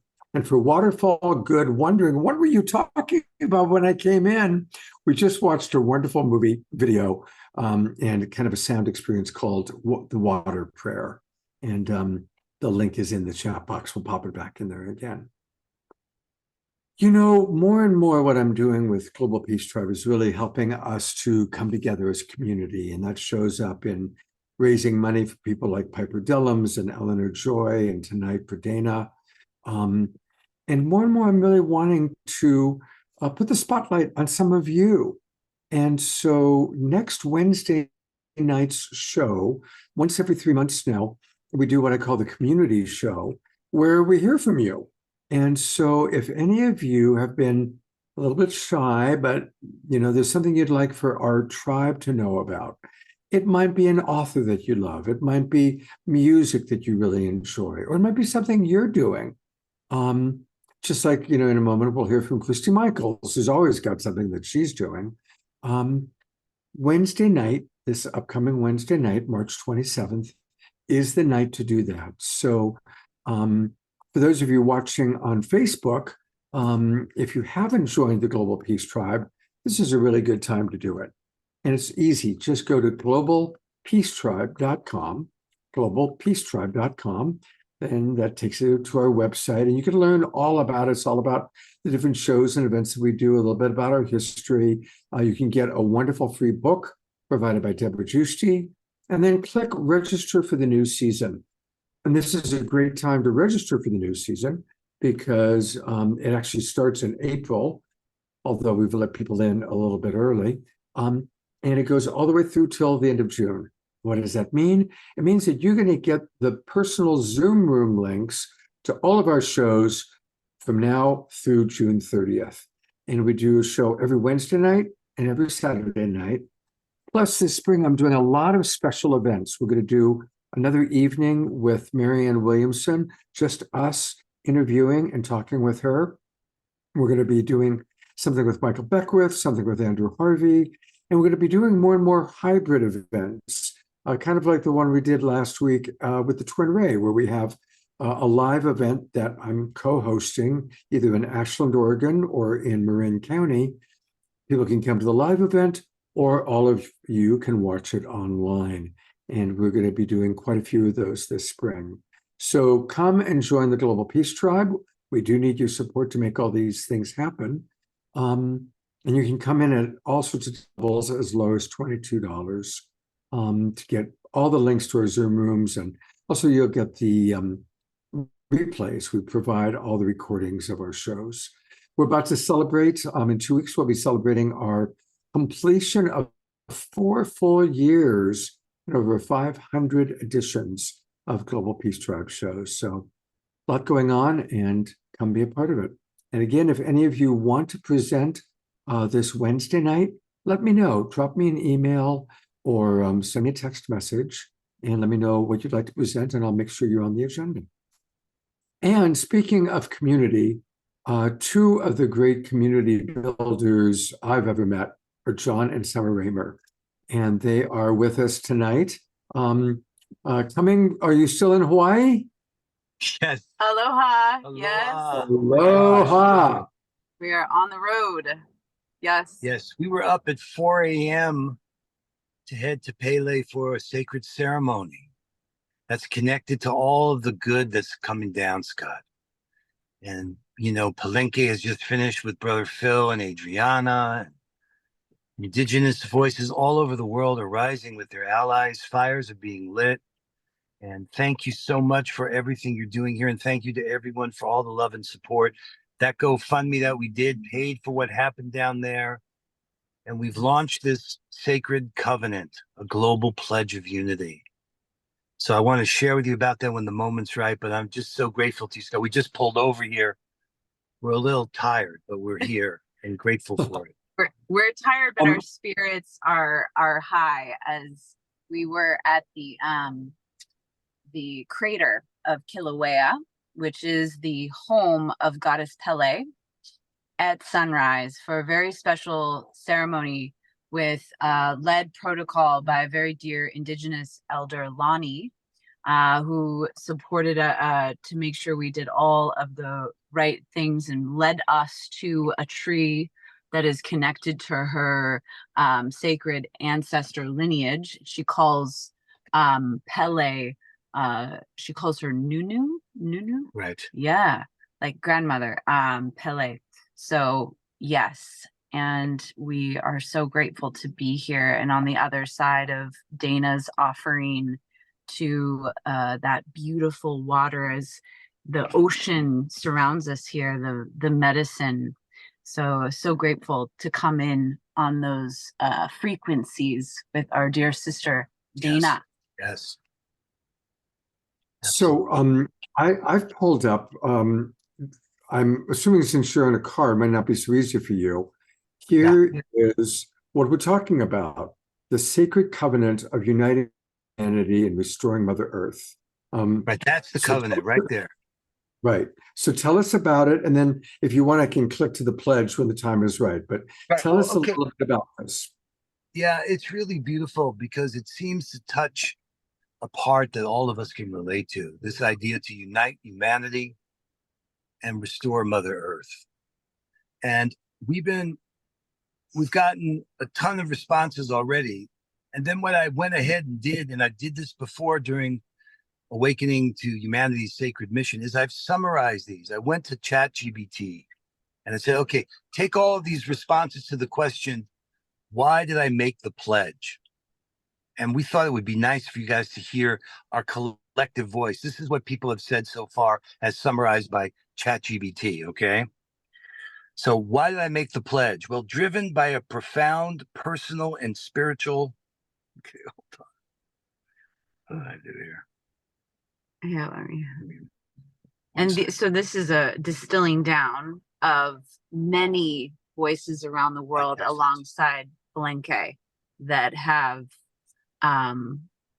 been sharing their pledges. And this is a distilling down of the sort of voice collectively, along with Palenque. Driven by a profound personal and spiritual call to action, individuals making the pledge to unite humanity and restore Mother Earth, embrace indigenous wisdom, integrating sustainable practices, rewilding and harmonious coexistence with nature. This commitment, fueled by a deep sense of responsibility towards future generations and the planet, acknowledges the urgent climatic, ecological, and spiritual crises our global community faces. It underscores the belief in the profound power of unity, love, and collective action, guided by the rich insights of indigenous cultures that honor our interconnectedness with all beings. Through this sacred covenant, pledgers not only aim for a future of peace, balance, and respect for all life, but also commit to becoming guardians of the earth, advocating for its healing and thriving based on principles of mutual support and the timeless wisdom passed down by indigenous peoples. That was the summary of our words. And we invite everyone to make the pledge. So, And also it's the words with Palenque, because all the ceremonies that happened in Palenque is connected to so many of us that it's time we want to restore our humanity, and it's time for us to do it. So this is an opportunity, and many people that were at Palenque, they participated in this pledge, and it was a very significant part of the conversations that I think would be really good to share that context as well, as those ceremonies came to a close today. Yeah, of course, World Water Day, that's part of what's been happening. The 22 women's prayers for the 31st month happened yesterday. So it's a culmination of a lot of work, 50 years of Phil's life, the whole reunion of the eagle and the condor, the quetzal and the hummingbird. You can go there and write. So, and in fact, Scott, you might want to show this. If people still have more questions, that's the actual form to fill out the pledge. But go back and you see there's a place where people can, and here's what's happening, learn more about the pledge. So if you go back to that homepage, right, down below, the people on the top, it says, it's beautiful what's said there, but if you want to learn more about the pledge, you see that little button above, make the pledge? There's a button there. I'm clicking it. Yeah, I'm clicking it. And that kind of unveils in more detail there are 4 sections. And there's the foundational framework, there's the core commitments, there's the strategic approaches, and then there's this continuous improvement. So the idea is that we continue to evolve this narrative about our sacred covenant, and we can evolve the pledge over time. Just in the way you heard me summarizing here, that's what we intend to do. So we're in a new world. The future is not like it was in the past. And the indigenous voices are rising with their allies. We're grateful to everyone in the Global Peace Tribe and you, Scott, for your leadership here to say, hey, let's make this pledge. Let's take this into action plans that drives into one world. So the beautiful bridge that we're building from the pledge to the ability to put forward actions there and support each other in unprecedented, unified ways. That's kind of what we see emerging that we wanted to offer up as some feedback from what this last week has been about. And there were some questions in the chat. I just want to acknowledge too. Some of the people asking about where the Palenque events. So there were many ceremonies that were live streamed, and the place that they were live streamed is mostly the home landing page was Walking the Red Road, which is Hereditary Chief Phil Lane's Facebook page.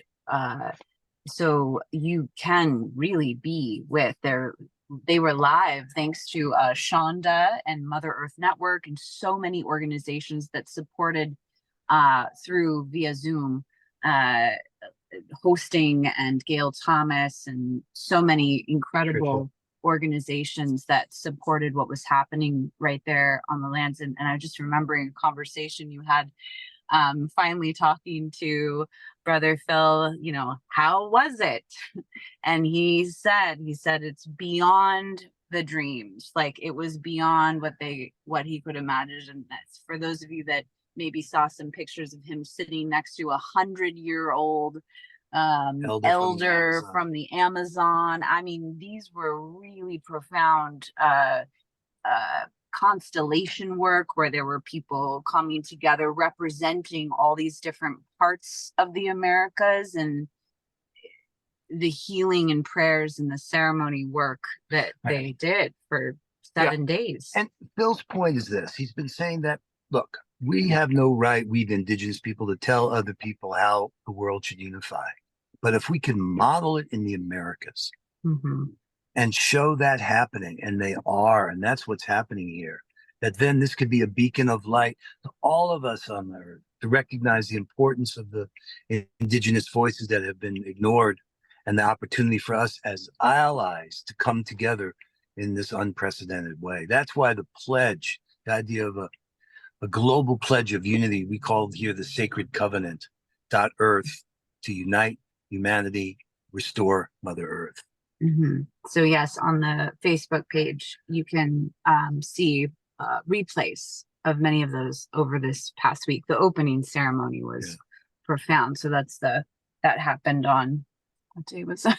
17th, the 18th. It was a week ago. Anyway. I see that Sylvia has her hand up. Sylvia, do you have a question or a comment? You spotlighted. Yes. I Hi, know Sylvia. Shonda Clausen had some adventures with posting the Zooms. So they can be found on her page, which I'm posting the link to that for anyone who's interested. Yes. And most of those too, Sylvia, were shared when there was trouble onto Walking the Red Road. Those videos that had challenging going live but you'll still find them if you scroll on the Facebook page. You'll see. This was in Chiapas, and we got a Starlink there to be able to get onto the internet. I mean, we really are doing our very best to connect us all up to this expression of unity. And thank you to the Global Peace Tribe.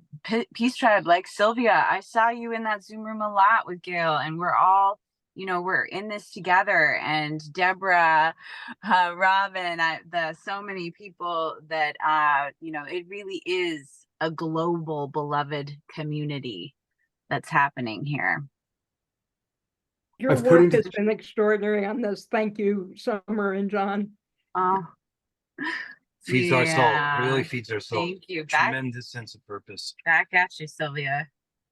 You know, this is what In the chat box, there's a lot of YouTube links for Chief Phil. For those of you who don't do Facebook, you can go on YouTube, just put in the search Chief Phil Lane Jr., or you can use the link that I just put in there. Also, just want to let you know, John and Summer, that I was on a retreat all week long here in Ashland, Oregon, 45 of us. And we lit a sacred fire using ashes, because it was with the Twin Ray. They were with Chief Phil when the original 8th fire was lit. He gave them some of the ashes. We took those ashes, created a huge bonfire that we lit before sunrise on the day of the equinox, praying and connecting to our tribe in Palenque. And so it was very, very powerful. So I just want to let you know. I love that. And I feel the synergy with that as that part of the offering to Pele at sunrise this morning was bringing those ashes that you're talking about, that the Twin Ray and dear Brother Phil from the 8th fire in November in Mexico.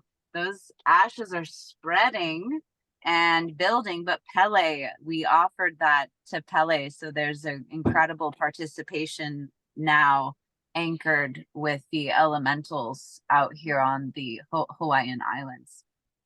And you know, Scott, yeah, it's fair to ask this question: why is this pledge going to be any different Why is it going to be different? And that's where the bridge to one world. In fact, if you could share that screen, it would be great. If you look, what we've done is we've set up a space in one world for the global pledge of unity. Which page do you want me to go to?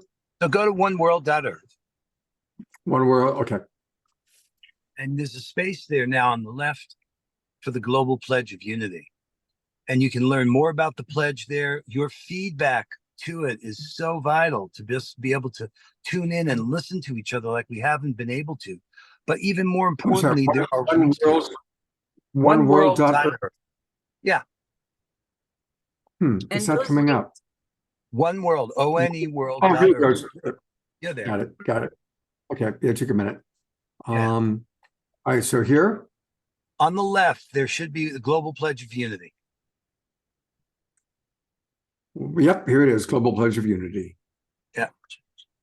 And, okay, so this tells you a little about the Sacred Covenant. And then, you see where it says News? So you can learn more about the pledge, but click on News. Okay. And there, you'll see Unity and Restoration, Empowering Our Sacred Pledge from Mother Earth. You click on that second one down there. Click there. Bring that Unity and Restoration up. And I just said, why is this different? And the difference is the support that we can provide to each other. Whether you're signing as an individual or whether you're representing a group of organizations. If you scroll down, you'll see there's an image in there of what these kind of support structures can look like. Whether, we've got people that are helping us find these grants for people who need support for their organizations. There's resources here to help us learn. We've got Patricia Ann Davis's course up there, the course on radical collaboration by teaming up. You click on that little mind map there, you'll see it opens up, showing, maybe it's hard for folks to see, but you can see that I believe we're at a place where no longer we can just make promises and they go unfulfilled. We can actually take these commitments that we're making and get behind each other in our efforts to unify, to unite humanity and restore Mother Earth. And it's there. And that's where the bridge to follow through, it's awareness plus commitment that's followed through upon that's going to make the change. And a lot of those links are sent when you do actually make the pledge, not take the pledge. Those links do get sent to the pledgers. So you don't have to remember all that information and all those things. It's all coming to you. We're refining how to do this, how to really care for each other, and care, like what you've been doing with the Global Peace Tribe. And hey, we're all in it together, and we're in it together all the way into the golden age. And I do believe that we're all walking each other into a new reality. And everybody has their role to play. We're all little imaginal cells finding each other to create the butterfly of the new paradigm. And John and Sam, you are two of my favorite imaginal cells.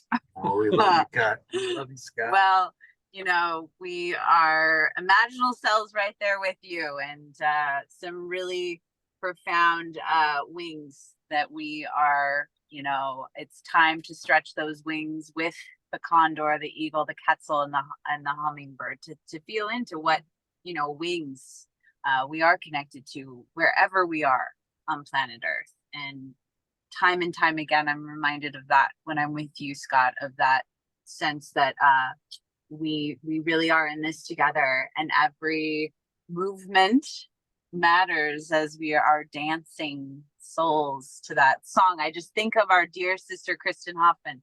Welcome to the golden age. I mean, by the way, Kristen is my co-host for next week's show. And next week's show is all about how we raise our vibration together, how we raise our frequency together. And Kristen's got some great things planned. So, and earlier today we had the Illuminate Film Festival on. Every year we support the Illuminate Film Festival, and oh my God, these amazing films that have been made. We had the woman who made the movie Awake. I don't know if you saw the Yogananda documentary a few years ago. Yes. Yeah, she was on with us about an hour ago. It's so beautiful how many people, everyone is finding their role. They're finding their role to play. And it's a blessing when we know what our role is to play. And for those people watching who don't know yet what your role is, it's okay. Just keep tuning in, pray, meditate, and pray for divine alignment to know, okay, I'm feeling called to do this. And sometimes people are feeling called to just leave a job or leave a relationship and clear the space to then have the time and the availability to do whatever your divine role might be. And sometimes it's the same divine role for 20 years, and sometimes what we're doing is changing every couple of days. It's all quite magical, however. Yes. And to remember that it is truly a magical experience to be living into the dreams that our ancestors, are wishing to be. Yeah. It's always the right time to do the right thing. Yeah. It's always the right time to do what you love with the people you love. That is such a privilege. Yeah. That just feeds our soul, and we're so grateful to everybody here. And in that doubt, but what is that? What would John Baptiste say? Take a deep breath. Drink water. Well, I'm going to let you get back to your beautiful Hawaiian vacation. You both deserve it. I love you both so much. Thank you for all that you're doing to create community. There's a lot of messages coming into the chat box of people appreciating you. And I love you both very much. Aloha. Mahalo. Oh. Bye. Bye for now. Thank you. What a beautiful community we are so blessed to be a part of. We still have a few more things left. We're going to hear from Christy Michaels. We're going to have a final Fanny and Vegari song, and Diara is going to lead a group healing experience for us. But carrying on with the spirit of community, I'm going to turn it over briefly to Christy Michaels. Christy, what are you up to? Thank you so much, Scott. Oh my God, you did it again. I mean, this movies and everything tonight, and what John and Summerine were just talking about. We are having the 14th annual Magdalene Moonrise Easter celebration on Easter evening, because the feminine is the moon. So we do a moonrise service. Typically, Easter is a sunrise service for the masculine. And we're bringing back the feminine and honoring Magdalene's place as an equal, because Jesus' brilliance was that he appeared to her. And that's because he was trying to elevate the status of women. And I feel like the rise of the divine feminine is a huge social justice issue. My 4-year-old little granddaughter is going to be in this ceremony that we will be having to celebrate and honor the rise of Magdalene as an equal partner in partnership with Yeshua. She is being raised Jewish, and that one of the social justice issues is that when the crucifixion happened, you had the split and the demonizing of the Jewish people, and this rise of this white nationalist Christian evangelical movement that's separating out. We're bringing it back together for healing.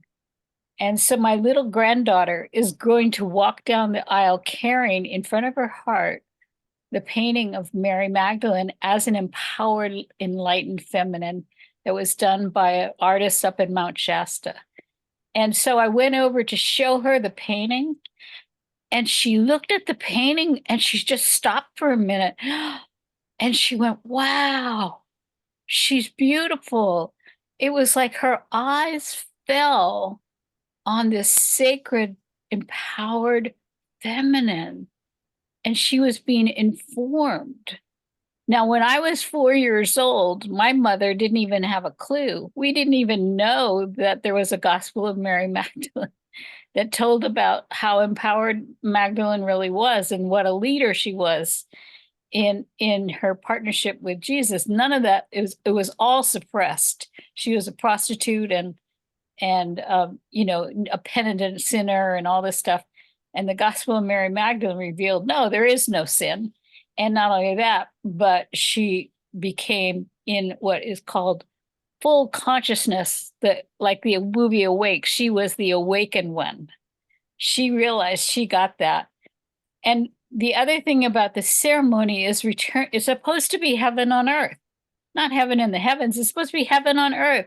So we will have, I am being sent, the ashes from the eighth fire will be in our ceremony. We are going to show the Koji film with the messages from the Divine Mother. We will have an altar area where people can pray to the Cosmic Mother. The sanctuary where we're going to be in at Fairfax Community Church is full of beautiful, stunning artwork, all about the Cosmic Mother and the Black Madonna and Magdalene and whatnot. So if you can't be there physically in person, you can come and be online. And I also made a little movie trailer. I made my own little movie trailer to tell the story of my granddaughter, because they just got back from France and they made the pilgrimages up to the cave of France. And, you know, in her gospel, and I'll end with this, but in her gospel, they talk about Magdalene becoming the fully realized, that means a fully integrated human being, right? With the Shakti Shiva, the outer female is integrated with the inner male, and the inner male is integrated with the outer female. I mean, it's like both and. We learn to become whole. And my little 18-month-old grandbaby is in the crypt, going up to the statue where the Magdalene is in the cave, in the statue. And she knows how to walk. And she gets down on her hands and knees, and she makes the pilgrimage up to the statue, crawling, hands and feet. And then when she stands up before the Magdalene, she's eye to eye with her. And she looks at her and she goes, Mama, Papa, Mama, Papa. She recognized that she was before an integrated whole person. So I put the link to the film in the chat, and you can go to my website, gospelofmarymagdalene.info, and the little movie trailers on there. And the beginning tells that story of their little pilgrimage, and you can see Magdalene, a little 18-month-old seeing Magdalene for the first time. And she's like, wow, Mama, Papa, Mama, Papa. I mean, this is, and by you showing up and participating and helping to support us and buying your tickets and being a part of this, you give these children a chance to be raised with the knowledge of the risen feminine. So thank you, Scott, for supporting. Thank you so much. So again, you can learn more by going to gospelofmarymagdalene.info, and I'm pulling it up right now for us to look at. gospelofmarymagdalene.info, and you can learn all about this amazing event that's going to happen on Easter Sunday. Keep going down just a little bit more, and you'll see the movie. There's the little movie trailer about the fairy tale. We're changing the fairy tale for little girls. Fabulous. So, thank you. Thank you so much for all that you do, and hopefully a lot of you will be able to make it on Easter Sunday. What a beautiful way to celebrate the true Easter. Thank you, Christy. Thank you so much. Bye. All right. Well, it's been another amazing, wonderful show. And we are going to go to Fanny and Vegari for some music. Just want to let people know again, next Wednesday night is our community show. Already some of you have reached out to me with ideas that you should like to share, contribute. So please, everybody, join us Wednesday night. Also, it's real important for everybody to register for the new season. We do have a new season starting in 1 week.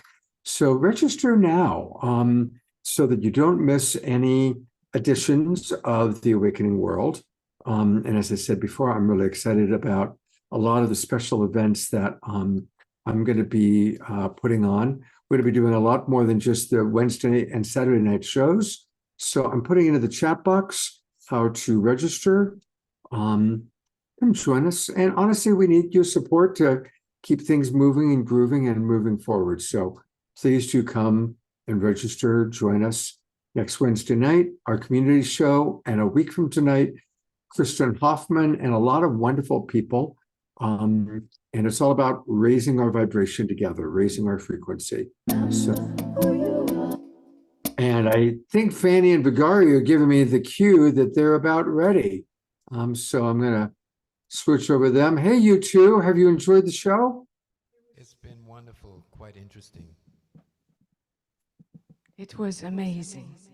Oh, good. Elevating, illuminating, to see our family is alive around the world and how we connect with each other and how important it is to remember who we truly are, to live here in harmony with one another, to go back to our true selves on this planet Earth. Thank you for this wonderful show. We are illuminating and remembering ourselves. So here we go with our song, Remember, which is on our Bandcamp. Go get it. Much love. Here we go.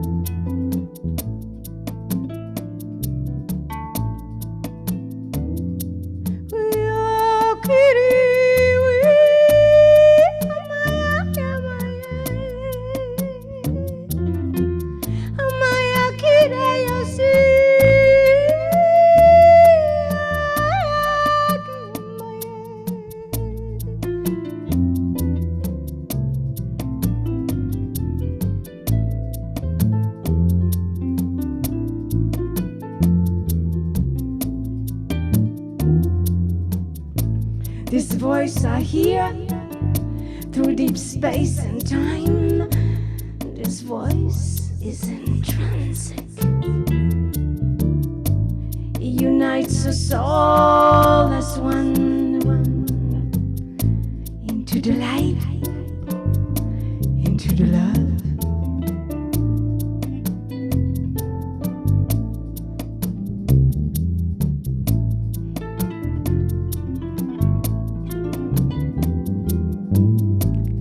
Source of all things. You came into life, you did, you are. Here you are, here you are. Remember? Remember?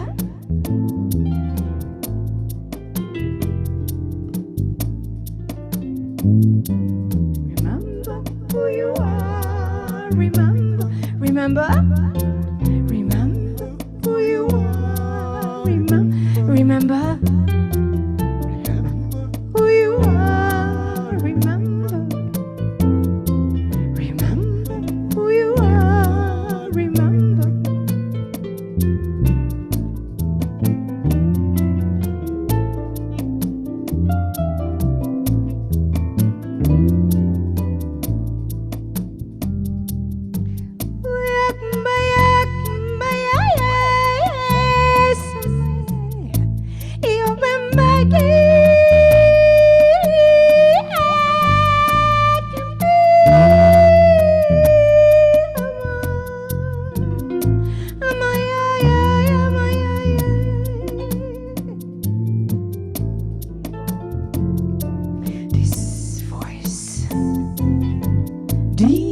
My senses,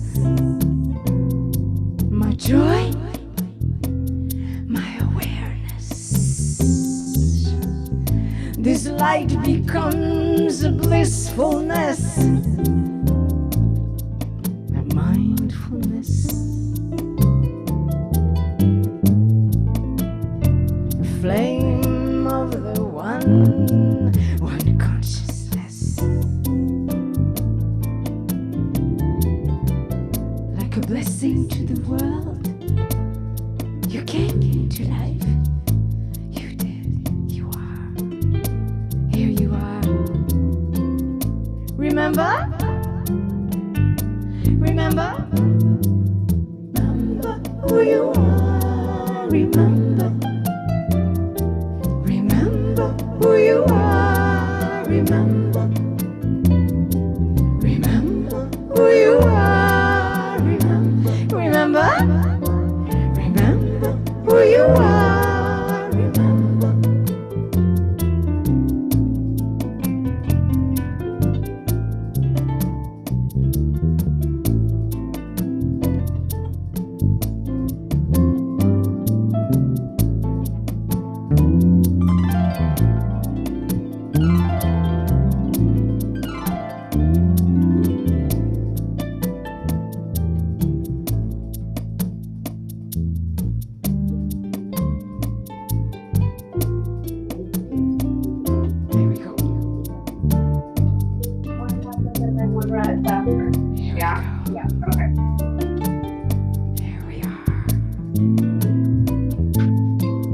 At the end of the rainbow, there is a pot of gold, a golden treasure your heart beholds.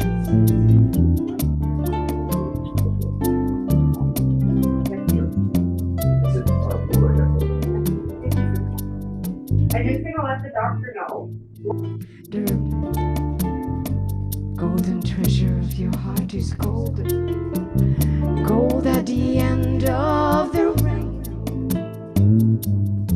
Oh, da, da, like it, by you.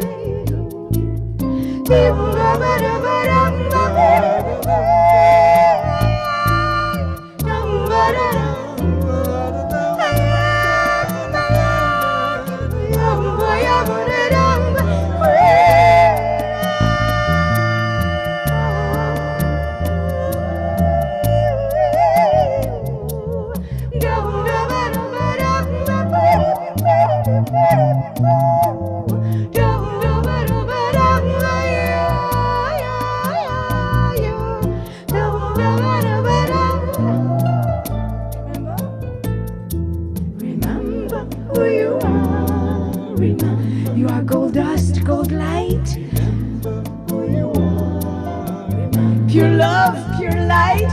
Remember who you are.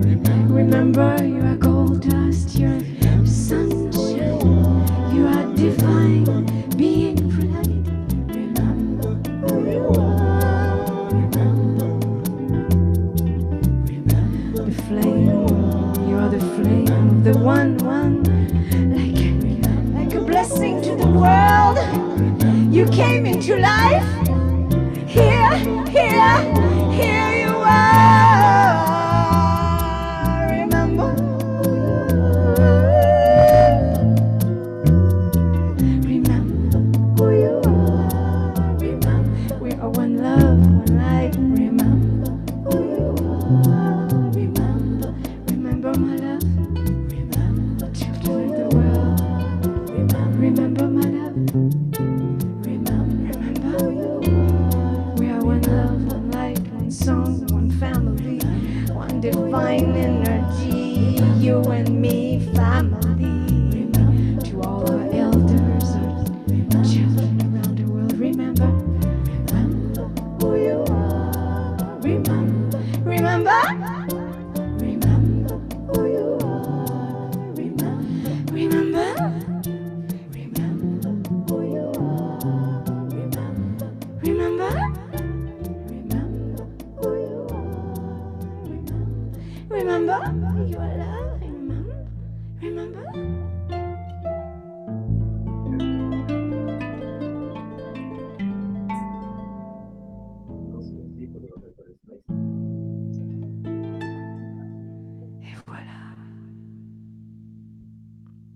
Beautiful, beautiful, beautiful, beautiful. And it's just twinkle our beloved Fanny and Vegari for such gorgeous, beautiful music. Thank you. Wow. Thank you. Wow. Gonna go to full gallery view. It's so wonderful to be with you all and feel this divine energy that is being multiplied with this global peace tribe. Thank you. Great. Thank you. And a reminder, everybody, let's support them by getting their music. And the best way to do that is to go to the mystiques1111.bandcamp.com. The mystiques1111.bandcamp.com. And where are you geographically right now? Where are you guys, where have you landed? We are back on Salt Spring Island, which is just off the coast of Vancouver, west coast of Canada. And while we look for our permanent home, we're staying at the house of a friend who has been kind enough to provide us with So accommodation. this is our bedroom here, baby. We are Oh having my a God. bedroom concert show. Yeah, this is a bedroom It concert. does not look like a bedroom. It looks like the most beautiful studio in the world. You guys did a fantastic job. It looks fabulous. Wow. Well, thank you for helping us to remember who we are. And yeah, a lot of people today from the Northwest. Of course, Eleanor Joy's up in the Northwest, and one of our filmmakers was from the Northwest. So definitely. And John and Summer Raymer, although they were in Hawaii today, they live up in the Northwest. So we are well represented up there. And love you so much, Fanny and Vegari. Thank you very much. You always bring so much beautiful energy to our show and to our world, to our awakening world. Thank you. All right. Well, we are going to conclude with we always do, or almost always do, some form of a healing experience. Sometimes it's KES group healings. And our wonderful Diara is going to, she is, used to be Omashar is the Alpha and the Omega. Well, now it's Diara. She started with the cheerleading of our Awakening World video, and now she's going to close us out with a beautiful healing experience. So thank you so much. I want to bring up Kit Thomas for a moment. Kit, you are actually on right now. If you can hear me, this is my other namesake. People always got Scott Thomas confused with Kit Thomas. He also is the beloved of our co-host tonight, Teana David. And I noticed you popping on, so I want to say hello, Kit. Blessings and gratitude. How's everything going with all that you guys are creating for the festival? We've been climbing the mountain of producing this festival for about 4 months now. And no matter how hard, how fast we climb, it seems like the top is still just as far away. Finally, it's starting to feel closer. We're 2 weeks out, and so much has come together. As Teana mentioned earlier, there's such a beautiful constellation of souls that have come together to help birth this next generation of the Illuminate Festival, which was incubated for 9 years in Sedona, and now which is a community of 9,000 people. And the board felt that it was ready to be in a larger community and closer to an airport, and so. But it has been basically a whole reinventing of a lot of it to scale it up to be a Santa Barbara Film Festival, and but we're so excited. It's hit a point now where it feels like we're in the groove, and well, congratulations. And it was a lot of hard work, and I love you, my brother, and I know it's going to be great. A lot of our people have signed up for the virtual pass. I know some people are having a little trouble. A couple of people mentioned they were having trouble figuring out how to get the virtual pass, but some of our people did, and some of them are having trouble. 2 things about that. First of all, if there's time and if anybody's interested, first of all, they can reach out to us. But if you want to put the Illuminate homepage back up, I can just show everybody quickly how to find their way to that. But the other thing is for people who may be interested in coming to Santa Barbara or who are in Santa Barbara, there are lots of individual tickets left. The all access passes sold out so fast, it was crazy. We had no idea that was going to happen. But literally for every film, there's plenty of individual tickets left. And for Deepak Chopra on Friday night, for Joe Dispenza on Saturday night, that we have tickets available. And if you're having trouble, feel free to reach out to me or Teana. Okay, but show us what's the easiest way for people to buy the virtual package? Teana, just let's make sure. Yeah, so Teana's gonna just make sure I do this right. So if we go to 2024 festival, and scroll down just not very far, you see virtual on the right, in person on the left. Right.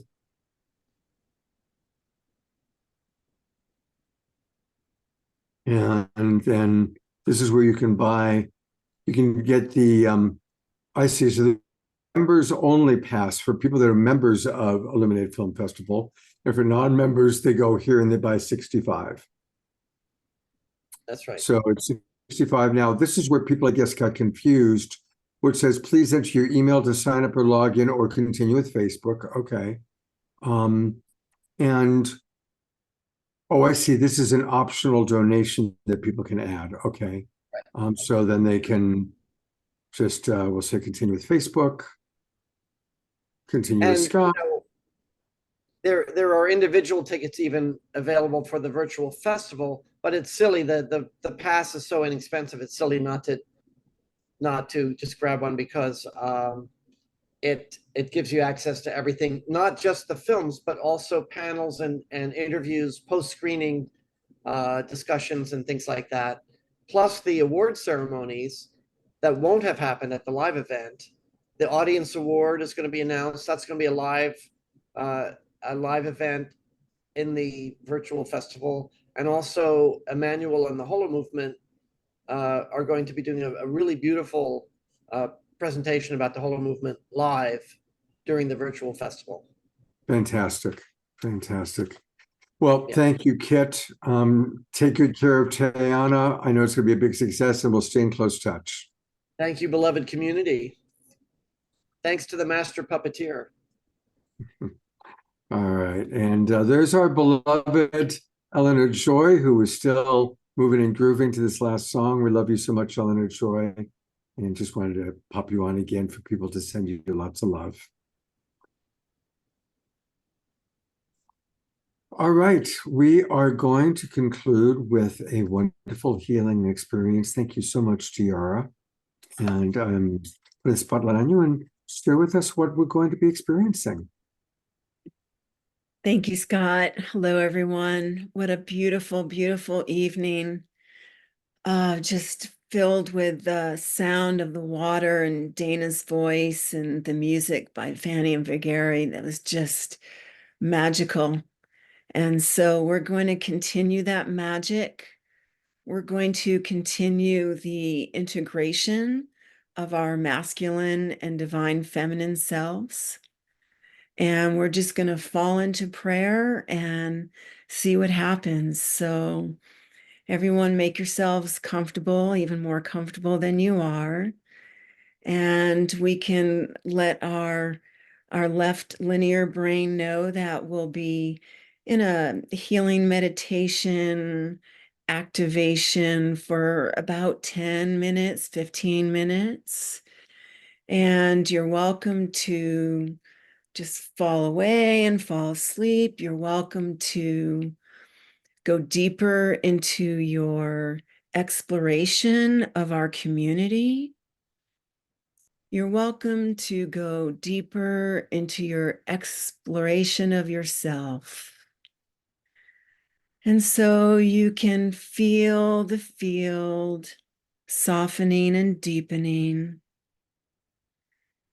You can feel the field becoming even more quiet now.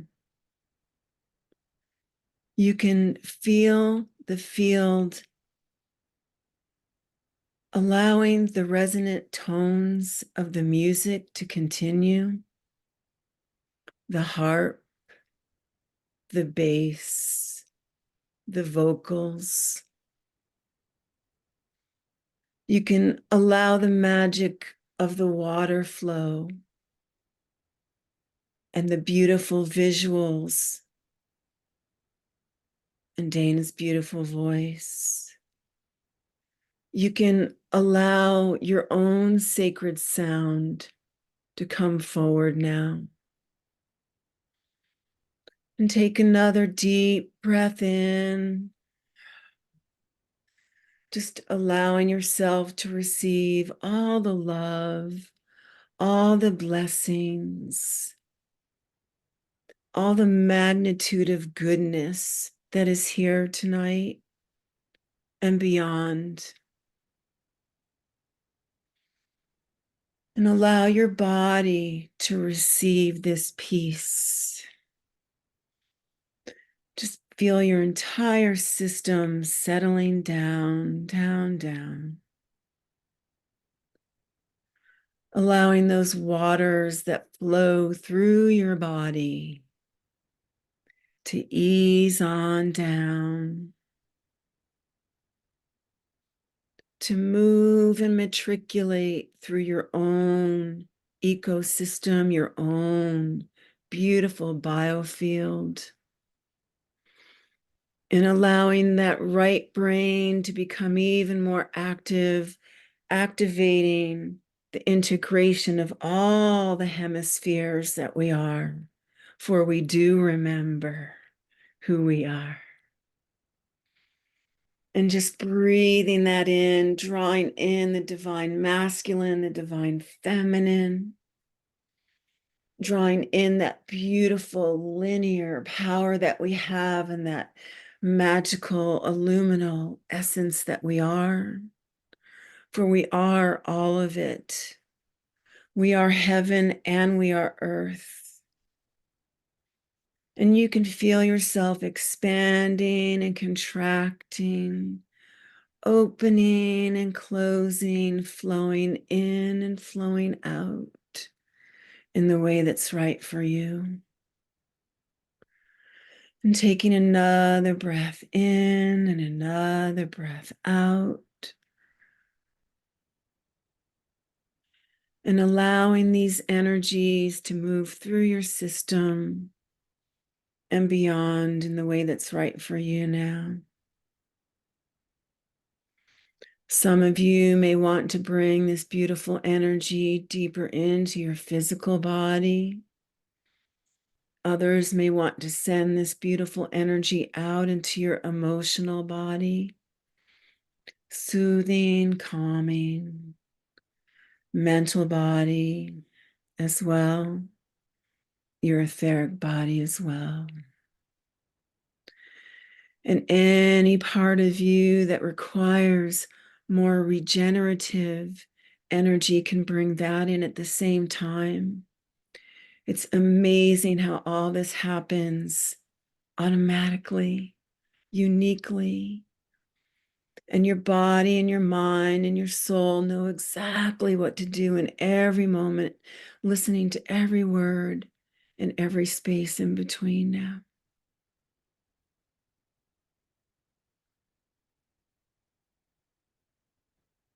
Allowing that silence to fill the spaces. Allowing that light to come in. Filling your entire being, your entire essence with more light now. And some of you may experience that light in your body. Some of you may see that light. Some of you may feel that light. You may feel it as heat or coolness. And just noticing, noticing, noticing as you drop down even deeper now. And as you allow yourself to traverse time and space, going beyond time and space now, going back to your original essence, your original blueprint, back when you were a mere speck of a thought, a whisper. And in this space, when you were and are indeed all of it, allowing the magnitude of that strength, that divine masculine strength that you are, no matter what body you're in this lifetime. And allowing the beautiful softness of your divine feminine to come in again to this body, no matter what you are and who you are. And notice your own version of that and how that fits into your desires and your makeup. Notice that the divine feminine is strong as well, and the divine masculine so soft and loving, compassionate. The divine feminine, that fierceness when you're protecting from love, and that divine masculine when you're showing grace and maximum compassion. And just allow those different energies to move through your body, integrating. Allow yourself to explore desire to accentuate more of one than the other. Allowing yourself to be even more feminine and graceful. Allowing yourself to be more steadfast and true. That divine beauty that you are, the all of it.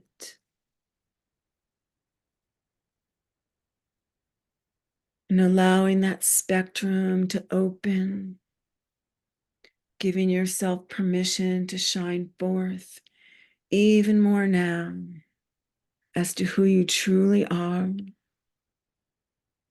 For we have all been all of it. And just breathing that in, allowing the truth of that to continue to permeate.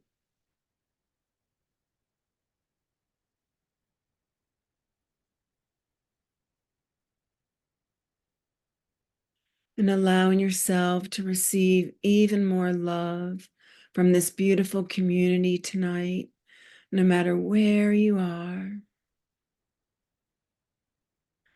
no matter when you're listening and receiving. And feel the flow of that love,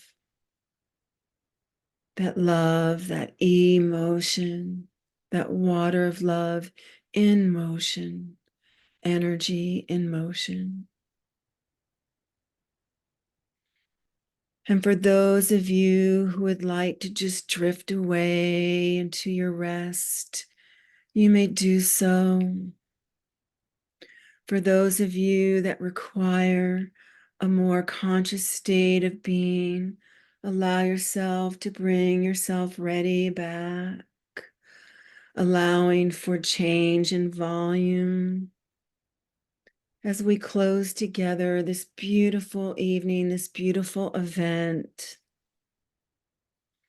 And we thank each other, we thank our guides, we thank all those seen and unseen that make this possible. Truly, we are blessed. Truly, we are grateful. Truly, we know that we are the ones we have been waiting for, and we are ready to shine. We are here. We are love. And so it is.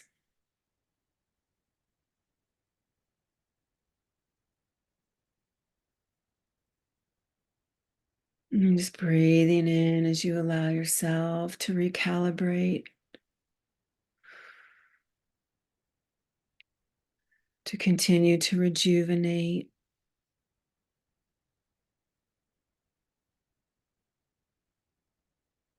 knowing that you can tap into this energy field anytime, just thinking of all the beautiful ones here, loving and supporting each other. We are family. We are friends who have become family. Thank you, Scott. Thank you, all beloveds. Thank you, Tiara. And on Wednesday night, I'd love for you to share more about what you're doing with helping to bring spiritual diversity into our educational system. It's so important. And thank you so much for beautiful healing. Also, a reminder that every Sunday night, we do the meditation still, kind of combination of Twin Ray Community and Global Peace Tribe. Still do it every night at 6:30 p.m. And the Sunday night ones are amazing. DR just does an amazing job. So this is like a nice little homeopathic dose. And if you want to have an even more complete experience, join DR tomorrow night at 6:30 as part of our Global Peace Tribe meditation. And I'll put that link into the chat box. That was very, very beautiful. And people are commenting, Dana and Morgine and Richard and Dr. Laura. Oh my gosh, all these comments are flying in. So may you relish the comments. Thank you. Somebody asked about the fire that took place here in Ashland. I actually took this photograph. So this is the fire that we had. It was a huge, large bonfire. It was very beautiful. And we started it at 5:30 in the morning. And then I added the words. This was our bonfire in collaboration with our friends in Palenque and the ashes of the 8th fire, which Christy Michael will carry on her Easter Sunday. I need to go grab real quickly the link for our Global Peace Tribe 6:30 p.m. meditations. And very often Sylvia helps us with, she does a little opening and closing quite often, which we appreciate. And it is, I'm putting in the chat box. And for those of you watching on Facebook, this is where you want to join us. Come join us so you get all the links that are in the chat box. And we have a beautiful community. You should see all the chat going on back and forth between all of our friends. It's a beautiful, beautiful community. So come join the Global Peace Tribe. I want to wish everybody a beautiful, sacred Sunday. Remember, we can make any Sunday or any day sacred by just choosing to see the divinity in all. Thank you again to beloveds Fanny and Vegari. Thank you so much. And Tiara, Christy Michaels, our wild monk of the Mystic Monastery. He's bringing some of his special friends on Wednesday night. Christy Michaels, the embodiment of Mary Magdalene, and all of you going to go to Gallery View. Thank you, everybody. Dana, beautiful job. Thank you. Have a beautiful evening. Have a beautiful Sunday. We'll see you all on Wednesday night. God's blessings, everybody. Thank you. Blessings, everyone. Good night. Beautiful music. Beautiful music.